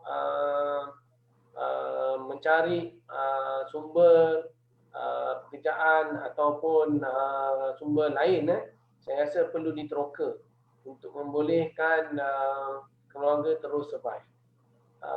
Jadi ada sedikit berlaku perubahan yang perlu dibuat, adaptasi tertentu yang diperbuat, terutama tadi IT savvy dan juga kaedah-kaedah lain yang secara konvensional sudah tidak dapat dilakukan perlu dibuat secara diteroka. Dan ini ialah proses berterusan yang perlu dibuat oleh ketua keluarga dalam usaha menyesuaikan diri. Saya jumpa orang yang tak pernah buat kuih juadah berbuka puasa, tapi dia dalam sektor perkhidmatan pengangkutan. Tapi sekarang ni wow, dah sampai 400-500 paket satu hari. Jadi ini adalah satu peluang yang boleh diteroka lah bersama dengan isteri apa jalan dan juga dengan penggunaan teknologi. Terima kasih. Okey, terima kasih Dr. Zainal. So kita semua perlu mengajar suami-suami kita untuk membuat kuih bagi meningkatkan ekonomi keluarga lepas pasca PKP. Okey. Saya kira kita selesai untuk pusingan ketiga, iaitu pusingan soalan daripada penonton, dan ucapan terima kasih ditujukan kepada semua penonton yang telah mengajukan soalan kepada ahli panel. Mohon maaf sekiranya ada soalan yang belum sempat dijawab, dan sekiranya ada soalan yang berbangkit mungkin kami akan menghubungi tuan-tuan melalui Facebook UCTC. Okey, kita akan masuk kepada pusingan yang terakhir, iaitu pusingan yang keempat. Okey. Berdasarkan kepada perbincangan kita daripada awal tadi sehingga sekarang, kita lihat kepada perubahan-perubahan yang berlaku dan akan berlaku. So sepanjang tempoh PKP ini, kita lihat kepada pelbagai tindakan yang mungkin telah diambil oleh ahli keluarga di Malaysia. So soalan saya kepada Dr. Zainal, apakah strategi dari tindak ataupun persediaan yang perlu dilakukan sebagai ketua keluarga waktu pasca PKP? Terima kasih moderator. Seperti yang dimaklumkan tadi, PKP mungkin boleh tamat, tetapi musuh kita COVID-19 ini akan sentiasa berada di sekeliling kita. Jadi ini memerlukan kalau ni endurance ataupun ketahanan dari segi jangka panjang oleh ahli-ahli keluarga untuk membolehkan khususnya ketua keluarga untuk bersedia dalam tempoh yang jangka masa panjang. Kita ni bukan berlari 100 meter tapi kita marathon. Jadi daya tenaga yang perlu ada perlu distrategikan supaya semua tanggungjawab dan peranan kita nak melaksanakan keperluan keluarga dapat dilaksanakan. Ini memerlukan seorang ketua keluarga yang endurance tadi, yang ada daya tahan yang berpanjangan untuk menghadapi tekanan-tekanan ini. Dan secara mikronya, secara individunya, tekanan ini boleh dapat dibuat dengan cara tak lain tak bukan dengan memantapkan diri dari sudut mengurus diri, mengurus emosi dan sebagainya supaya kita dapat bertahan dengan suasana ini. Jadi pengurusan dari segi emosi, pengurusan diri sangat-sangat penting untuk memastikan kita dapat. Saya ada dengar Cik Ma cakap, tahun ini bukan tahun untuk untung, tahun ini adalah tahun untuk hidup. Kerana siapa hidup tahun ni, dia boleh berhadapan dengan yang akan datang. So ini ialah strategi kita. Pastikan diri kita, keluarga kita dapat bertahan, dapat melawan musuh COVID-19 dan juga dapat sentiasa menguruskan pengurusan emosi dan yang kedua saya lihat ialah strategi dari segi penyusunan semula kewangan keluarga sebagai ketua keluarga. Ini perlu buat ada penyesuaian sangat-sangat baik yang sangat efektif perlu dibuat supaya kita dapat menentukan keutamaan yang tertentu untuk berhadapan dengan ketidaktentuan ekonomi yang berpanjangan ini. So dan yang ketiga ialah perubahan dan strategi dari segi perubahan rutin ini. Kita perlu buat sesuatu supaya dapat melazimkan dengan rutin baru ini dan strateginya ialah jaga diri dan jaga mengambil berat juga tentang ahli keluarga yang lain. Ini ialah strategi untuk membolehkan, secara kesimpulannya, strategi untuk membolehkan kita survive, bertahan, hidup. Jadi yang ni kita perlu fikirkan. Balik pada asas yang ni dan dari sudut ekonomi, dari sudut pengurusan dan sebagainya untuk memastikan kita boleh bertahan sehingga COVID-19 ini dapat dicarikan penamaan. Terima kasih moderator. Okey, terima kasih Dr. Zainal. Beliau menyebut tentang how to survive, how to survive. So, Dr. Rumaya, apakah persediaan yang sepatutnya dilakukan oleh keluarga untuk berdaya tahan atau berdaya tindak ataupun survive dalam menangani cabaran-cabaran tersebut? Terima kasih Dr. Rojana. Saya cuba recall balik apa yang telah saya beritahu tadi. Aku dulu semuanya ni bermula di rumah. Dan di rumah itu perlu ada kasih sayang dan perlindungan. Jadi ahli-ahli dewasa dahulu yang bertanggungjawab untuk melaksanakan perkara-perkara yang penting ini supaya ia dicontohi oleh ahli-ahli yang lebih muda. Jadi pemberian kasih sayang dan perlindungan, mengekalkan hubungan positif dengan berinteraksi dan berkomunikasi dengan baik, mendengar dengan berkesan, memberi ruang dan peluang walaupun kepada ahli yang lebih muda untuk menyuarakan pendapat mereka dan bertukar-tukar pandangan, membantah juga diberi peluang dengan cara yang berhikmah. Jadi kita sebenarnya memulakan madrasah baru, bukan setakat madrasah Ramadan aja. Akan nak panggil madrasah pandemik, tak sedap pula bunyinya kan.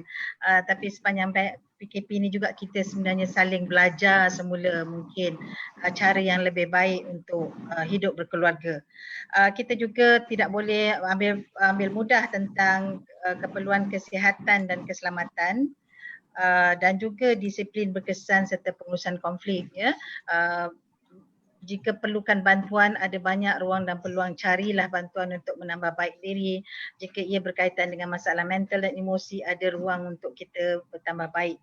Jadi apa yang boleh dilakukan, perkara-perkara yang baik yang telah kita mampu ubah atau telah berjaya mulakan semasa PKP hendaklah diteruskan. Perkara-perkara positif supaya ia bertambah baik, amalan-amalan kesihatan kebersihan sebenarnya, amalan luangkan masa untuk bersama anak. Kalau selama ni saya kata tadi sibuk semuanya, belajar juga untuk sparekan masa, luangkan masa seorang dengan seorang bagi setiap anak. Ini Dr. Rojana kalau ramai sangat anak kena ambil banyak masa lah ya. Tapi kita ruangkan masa 10-20 minit sehari atau selang sehari. Hari ni bercakap dengan Abang Long, besok dengan Kak Nga, besok dengan yang lain. Dengan melakukan aktiviti dan beri peluang mereka lead apa yang dia nak buat bersama kita. Dan bantu pasangan kita juga untuk gunakan aktiviti ini sebab kita tak boleh pukul rata. Cara-cara dan keperluan-keperluan anak untuk bercakap dengan kita berbeza. Mereka ada personality tersendiri, cara tersendiri. Mungkin ada anak kita yang pemalu, yang introvert, yang tidak pandai share verbally. Jadi kita nak mencongkil apa yang dia nak cakap itu kita kena faham. Kemudian kita juga perlu kreatif. Saya tadi suka bila Dr. Rahimah beritahu sekolah meneroka bakat ataupun benda-benda baru yang boleh dipelajari pada masa ni bila ada masa. Saya suka kongsi, dulu ada seorang pensyarah masa saya belajar PhD, beliau mula belajar watercolor ketika umur dia 65 tahun sebagai hobi. Dan cantik pula tu, dan dia kata sebelum tu dia memang tak pernah minat pun untuk buat watercolor. Jadi mungkin ini untuk sebagai sesuatu yang terapeutik juga yang boleh bantu kita isi masa. Kalau ada yang pandai crochet, mengait dan sebagainya, why not? Dan kalau dia berminat untuk menjualnya pula, itu adalah satu sumber pendapatan. Ya. Saya rasa macam masak-masak, buat YouTube channel tu semua boleh diteroka. Be kreatif. Ya. Dan saya nampak generasi milenial ni memang sangat advance dari segi kreativiti. Kadang-kadang di luar jangkauan kita, untuk macam mana mereka boleh terfikir buat ni, macam mana mereka buat. Jadi kita juga perlu buka minda untuk itu. Jadi saya juga suka kalau kita semua dapat manfaatkan setiap ruang dan peluang ini, bersyukur. Kita bersyukur kerana diberi peluang ini walaupun datang dengan macam-macam cabaran dan tuntutan. Kita bersyukur kerana ada peluang ini. Bukan mudah kita nak dapat 2 bulan dah ni duduk rumah kan, bersama keluarga yang selalunya ada sahaja urusan masing-masing. Dan macam yang Dr. Zainal beritahu tentang keuangan, saya rasa kita perlu juga sama-sama belajar mengurus keuangan dengan baik dan berhemah rumah. Saya suka bagi contoh, ada saya tak ingat ceramah ke apa, kalau saya boleh sharekan ya. Kalau duit kita memang kurang ya, belanja sumbernya kurang, tak perlulah kita belanja di luar daripada kemampuan. Kena kawal juga keinginan. Contohnya ini Brothers Grab, jangan marah saya lah ya. Ataupun makan dan teringin nak makan roti john yang harganya RM4 atau RM5, kemudian duit untuk sistem penghantaran tu RM4 atau RM5. Jadi benda yang harga RM4 dah jadi RM8. Duit kita pun tak banyak macam tu, kalau boleh RM4 lagi untuk besok punya makan dah terbelanja hari ini. Jadi pandai-pandai plan ya. Kita belanja ikut kemampuan, berhemah dan perlu ada simpanan. Ingat tu, mesti ada duit untuk hari-hari hujan. Jika kita tak ada simpanan, nanti kita tentu akan jadi lebih tertekan. Penting juga untuk ketepikan masa me time, masa untuk diri, belajar untuk mampu senyum dan kelihatan tenang ya, rehat, dan ada juga unsur-unsur humor, menggunakan komunikasi dengan lebih positif dan kekal berhubung dengan ahli-ahli keluarga yang tidak bersama kita. Misalnya untuk bantu kumpulan yang Dr. Rahimah beri fokus ya, kita sebagai anak-anak dewasa galakkan juga ada, paling tidak ada WhatsApp call ya, video call ya, untuk cucu-cucu dengan datuk nenek boleh bercakap, sekurang-kurangnya terlepas rindu mereka. Dan macam-macam grup mungkin telah wujud ya, grup sepupu, grup kawan sekolah sampai sekolah tadika pun ada grup sekarang ini. Jadi teroka dan kuasai kemahiran baru, dan akhirnya insya-Allah kita teruskan usaha, teruskan berdoa, dan akhirnya kita berserah. Ya, insya-Allah kita perlu buat ini demi kelangsungan hidup, perlu ada resilient itu insya-Allah. Okay, terima kasih Dr. Maya. Maka saya rasa setiap anak walaupun ada sekatan untuk tidak dibenarkan balik berhari raya, semua dah menangis dengan takbir raya. So itu adalah satu sokongan sosial kepada orang tua kita. So daripada teori dan kajian-kajian keperluan, saya kira Dr. Rahimah banyak maklumat berkaitan dengan hal tersebut. So ada antara fungsi keluarga adalah memberikan sokongan sosial dan penjagaan kepada warga emas.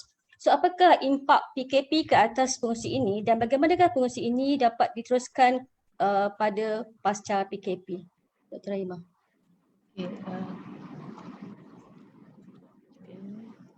Okay. Saya mohon izin juga nak share sebab isu ni isu besar. Ya, sokongan sosial Dr. Rahimah. Okay.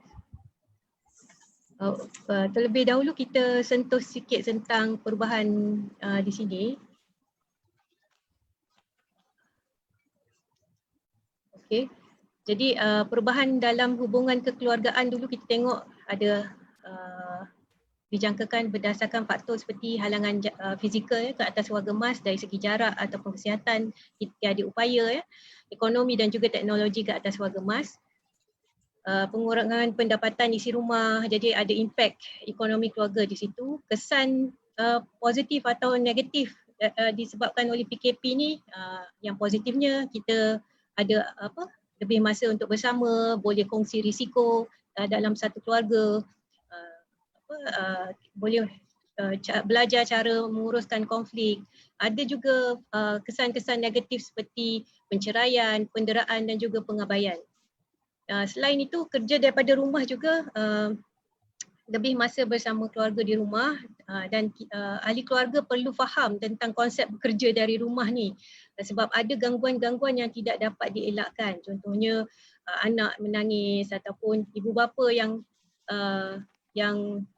seringkali tegur kita semasa kita tengah meeting dan sebagainya.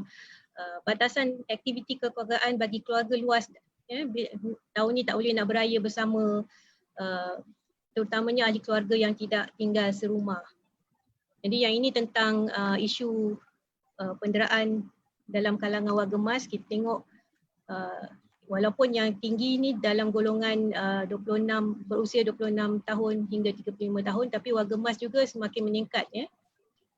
Jadi kajian di Universiti Melaya menunjukkan yang dijalankan di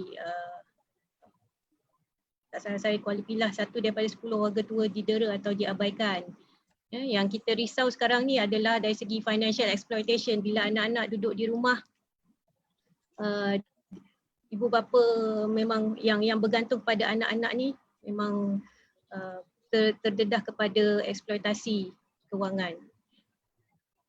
Okey, Dari segi perubahan dalam bantuan sosial dan penjagaan, disebabkan wak gemas ni dia punya risiko penyakit kronik dan kerentanan ekonomi dia sangat tinggi dan meningkat dengan umur, ya, disebabkan faktor peluang pendidikan yang terhad dan juga pekerjaan dalam sektor informal seperti pertanian, perikanan, ya, dan sebagainya.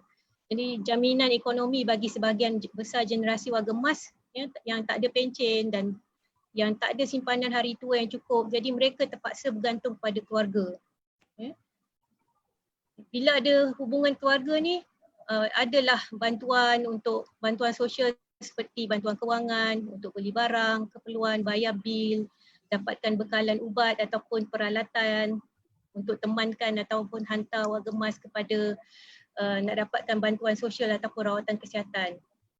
Jadi wak gemas yang tanpa waris dan keluarga, yang ini adalah golongan berkeperluan khas, ya. Yang ini mereka tergolong dalam kumpulan rentan yang difokuskan dalam agihan bantuan sosial.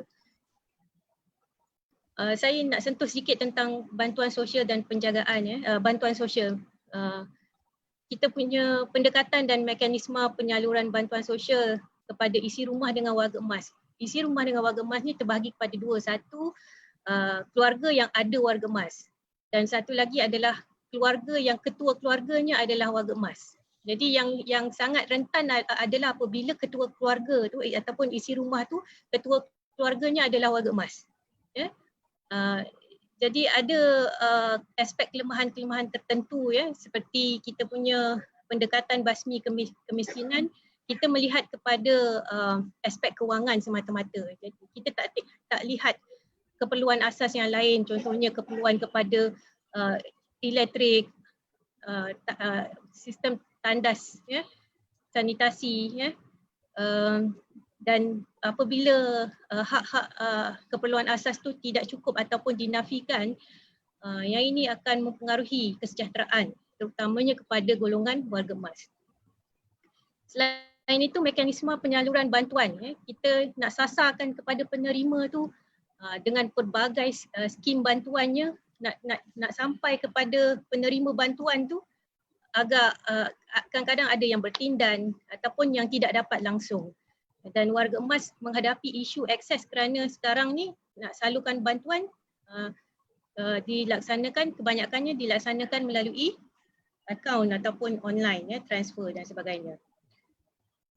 Dan saya ingin tekankan isu ageisme ataupun diskriminasi dan stereotip negatif, ya, kepada warga emas, kumpulan warga emas. Tidak semua warga emas ni uzur ataupun berpenyakit, dan mereka bukan saja perlukan bekalan makanan, ya, mereka juga perlukan keperluan asas yang lain termasuk penjagaan, alat bantu, peralatan penjagaan dan sebagainya. Jadi sama ada mereka dapat akses kepada keperluan-keperluan tersebut dan boleh ataupun mampu bayar untuk mendapatkan keperluan tersebut, kita perlu cakna ataupun perlu ambil perhatian. Selain itu, kita mesti iktiraf sumbangan warga emas ni kepada keluarga dan masyarakat. Bila anak dah tak ada kerja, ibu bapa jugalah yang tolong keluarkan duit simpanan, membantu ahli keluarga yang lain nak buat kuih ataupun kumpulkan barang-barang terpakai dan sebagainya. Jadi sumbangan warga emas patut kita hargai, dan mereka bukanlah penerima yang pasif.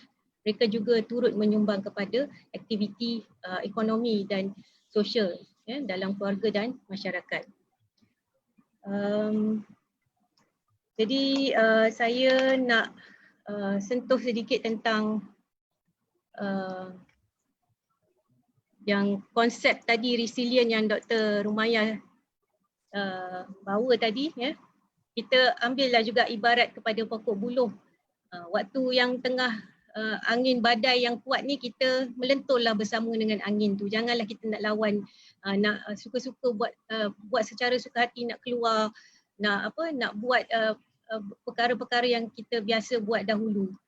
Jadi kita perkara yang kita perlu ikut, yang akur, SOP yang baru, kita ikutlah, ya. Jadi tagline ni biar lentur, jangan patah. Kalau nak keluarga tu biar susah bersama-sama. dan kita nak membentuk keluarga yang resilient, yang ada mempunyai daya tahan dan juga daya tindak yang disebut oleh Dr. Zainal tadi dan Dr. Rumaya. Dan kita perlu tekankan aspek untuk kesediaan untuk menghadapi perubahan sepanjang hayat. Sebab transisi dan juga perubahan berlaku sepanjang hayat, maka kita perlu bersedia dari segi ekonomi, dari segi sosial dan sebagainya. Okey, Dr. Rojana, saya tutup di situ dulu. Okey, sebenarnya kita telah menghampiri pusingan yang terakhir sebenarnya. Okey, jika kita imbas kembali apa yang diceritakan ataupun dibincangkan oleh ahli-ahli panel, terdapat pelbagai istilah yang mungkin tidak pernah didengar sebelum ini tentang istilah resilient, okey, konsep bahtera Dr. Rumaya, Dr. Zainal menceritakan tentang aspek tokoh Rasulullah SAW, bahawa amalan-amalan yang sepatutnya yang dibawa semasa PKP ini perlu diteruskan sehingga seterusnya dan sebagainya. Okey, terlalu banyak informasi yang dikongsikan bersama penonton-penonton Facebook Live UCTC, dan untuk sebelum kita mengakhiri sesi ini, setiap ahli panel diberikan masa selama 3 minit untuk membuat kesimpulan bagi setiap pembincangan ataupun perkongsian tadi. So kita mulakan dengan Prof. Madar Dr. Zainal dahulu. Silakan untuk kesimpulan poin-poin yang dikongsikan tadi. Terima kasih moderator. Cara kesimpulannya, saya nak sentuh dua aspek dari sudut kebapaan. Pertama sekali dari segi leadership atau kepimpinan. Isu ini sangat penting untuk diterapkan dalam sebagai seorang bapa, seorang ayah, dan untuk membolehkan kita menghayati dengan lebih baik kepimpinan ini, siapa role modelnya, seperti yang saya sentuh di peringkat awal ialah Rasulullah SAW. Jadi ini perlu kita kukuhkan kan dari sudut kepimpinan, kerana Rasulullah, Allah sendiri telah puji Rasulullah dalam Al-Quran surah Al-Qalam, wa innaka la'ala khuluqin azim. Sesungguhnya Nabi Muhammad, engkau seorang yang mempunyai akhlak yang terpuji.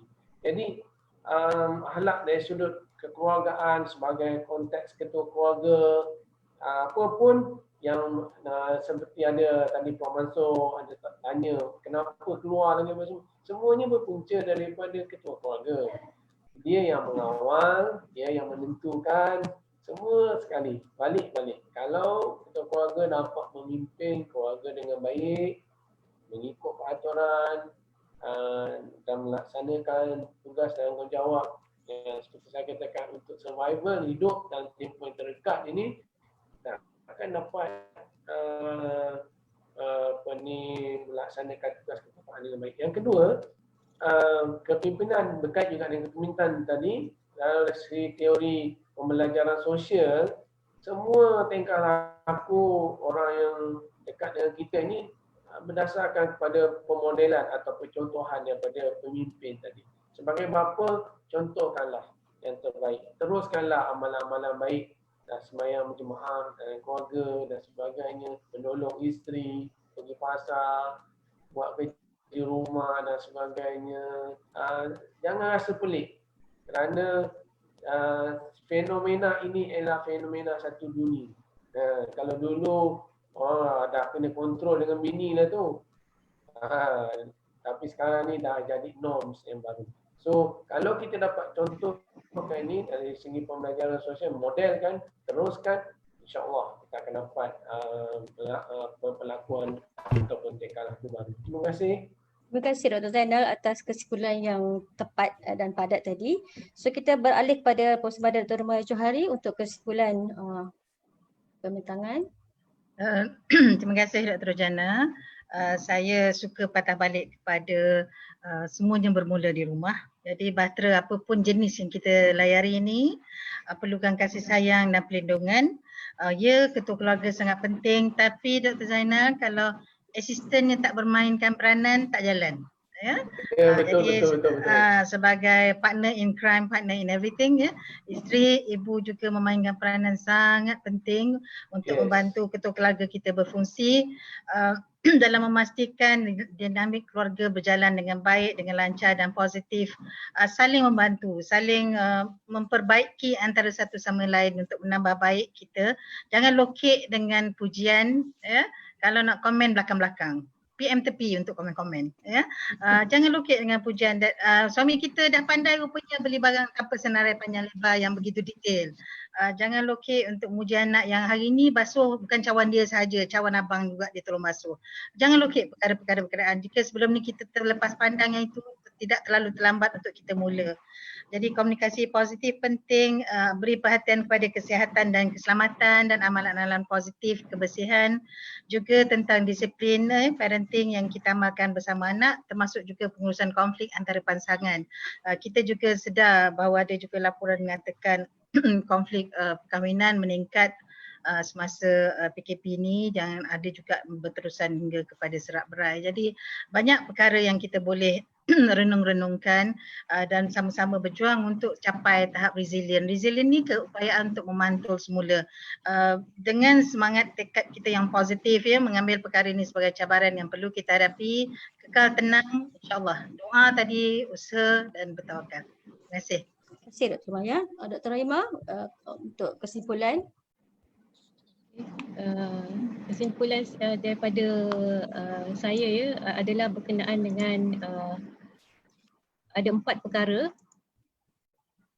Perkara yang pertama adalah isu dan keperluan warga emas ni perlu diambil kira dalam perangkaan strategi menangani COVID-19 dan penguasaan norma baru, sama ada di dalam keluarga, komuniti ataupun dalam institusi penjagaan warga emas. Bagi pengendali pusat jagaan warga emas, saya sarankan ataupun saya galakkan mereka untuk berdaftar ataupun menjadi ahli kepada Persatuan Pengendali Jagaan Berkediaman Warga Emas se-Malaysia ataupun HCOP. Yang ini mereka sentiasa berbincang dengan pihak Kementerian Kesihatan dan juga pihak Jabatan Kebajikan Masyarakat untuk isu-isu yang timbul semasa musim pandemik ini, dan juga mereka sedang menyediakan garis panduan dan sebagainya untuk warga emas ya, secara aktif. Ya, ini lebih untuk memudahkan koordinasi di antara operator pusat jagaan dengan pihak kerajaan, agensi-agensi kerajaan dan NGO yang lain. Dan aspek kedua adalah kebanyakan warga emas masih bergantung pada keluarga untuk sokongan sosial dan penjagaan. Maka ahli keluarga perlu sedar tentang perkara ini dan jangan lepaskan tanggungjawab ya, untuk cakna kepada warga emas ya, tentang keperluan mereka, tentang apa yang mereka harapkan daripada ahli keluarga. Sokongan ahli keluarga dan masyarakat juga diperlukan bagi kelangsungan hidup, kesihatan dan kesejahteraan warga emas ya. Jadi apa-apa bantuan yang diperlukan di pihak warga emas perlu kita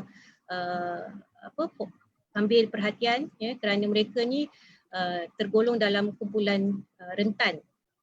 Dan dari segi perlindungan sosial ya, kita mesti lihat kepada kepelbagaian warga emas ya. 60% tadi masih boleh menyumbang. Macam mana dia nak menyumbang tu kita perlu fikirkan ya, macam mana dia nak teruskan kehidupan ya, kalau tak ada pencen, tak ada simpanan yang cukup, apakah peluang-peluang yang dapat disediakan kepada warga emas untuk meneruskan kelangsungan hidup ya. Jadi itu antara 4 perkara yang ingin saya tekankan daripada perbincangan pada hari ini. Terima kasih kepada semua ahli panel yang telah membuat kesimpulan kepada perbincangan kita sejak daripada pukul 11 tadi.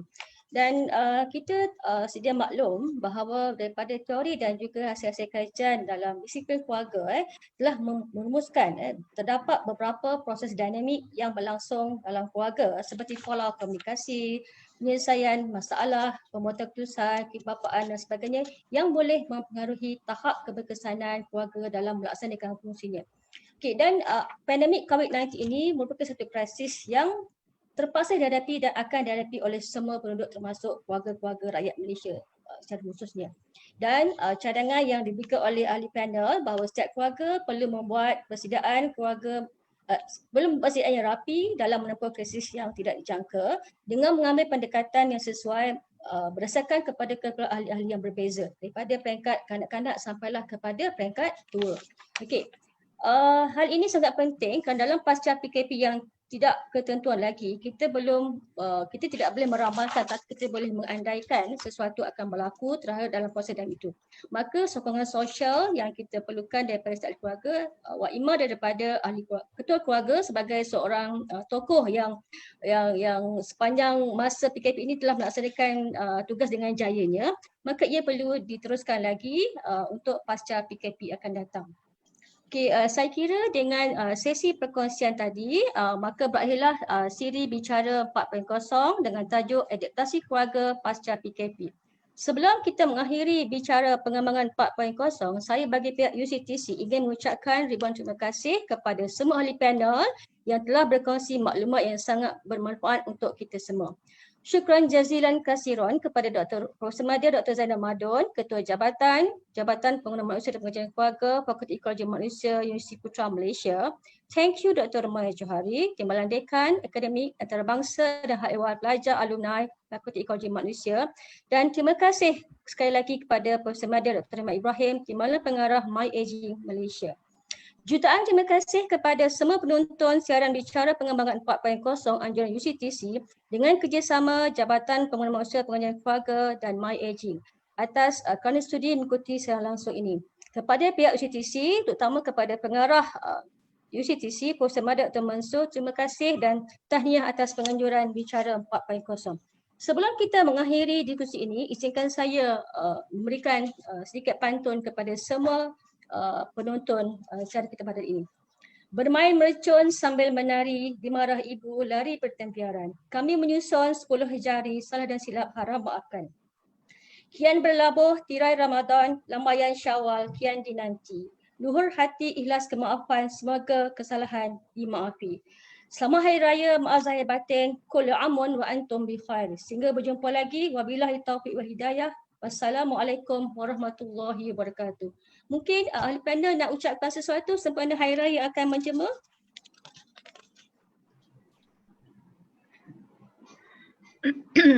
Saya ambil kesempatan untuk ucapkan selamat Hari Raya, maaf zahir batin. Kita buka minda dan fikiran beraya dalam kelaziman baru. Assalamualaikum dan salam sejahtera. Saya ingin mengucapkan selamat Hari Raya kepada semua ahli keluarga di mana sahaja berada, dan juga kita ambillah sikap yang positif untuk menghadapi cabaran terutamanya dalam era pasca PKP nanti. Dr. Zainal? Ya, terima kasih. Selamat Hari Raya juga kepada semua ahli keluarga saya dan juga sahabat-sahabat serta para pelajar di seluruh negara yang mengikuti siaran ini. Maaf zahir dan batin, pesanan terakhir saya, kalau hidup tahun ni insya-Allah banyak lagi raya tahun depan. Okay, terima kasih Dr. Zainal, Dr. Maya dan Dr. Rahimah atas perkongsian seperti tadi. Wabillahi taufiq wal hidayah. Wassalamualaikum warahmatullahi wabarakatuh. Waalaikumsalam.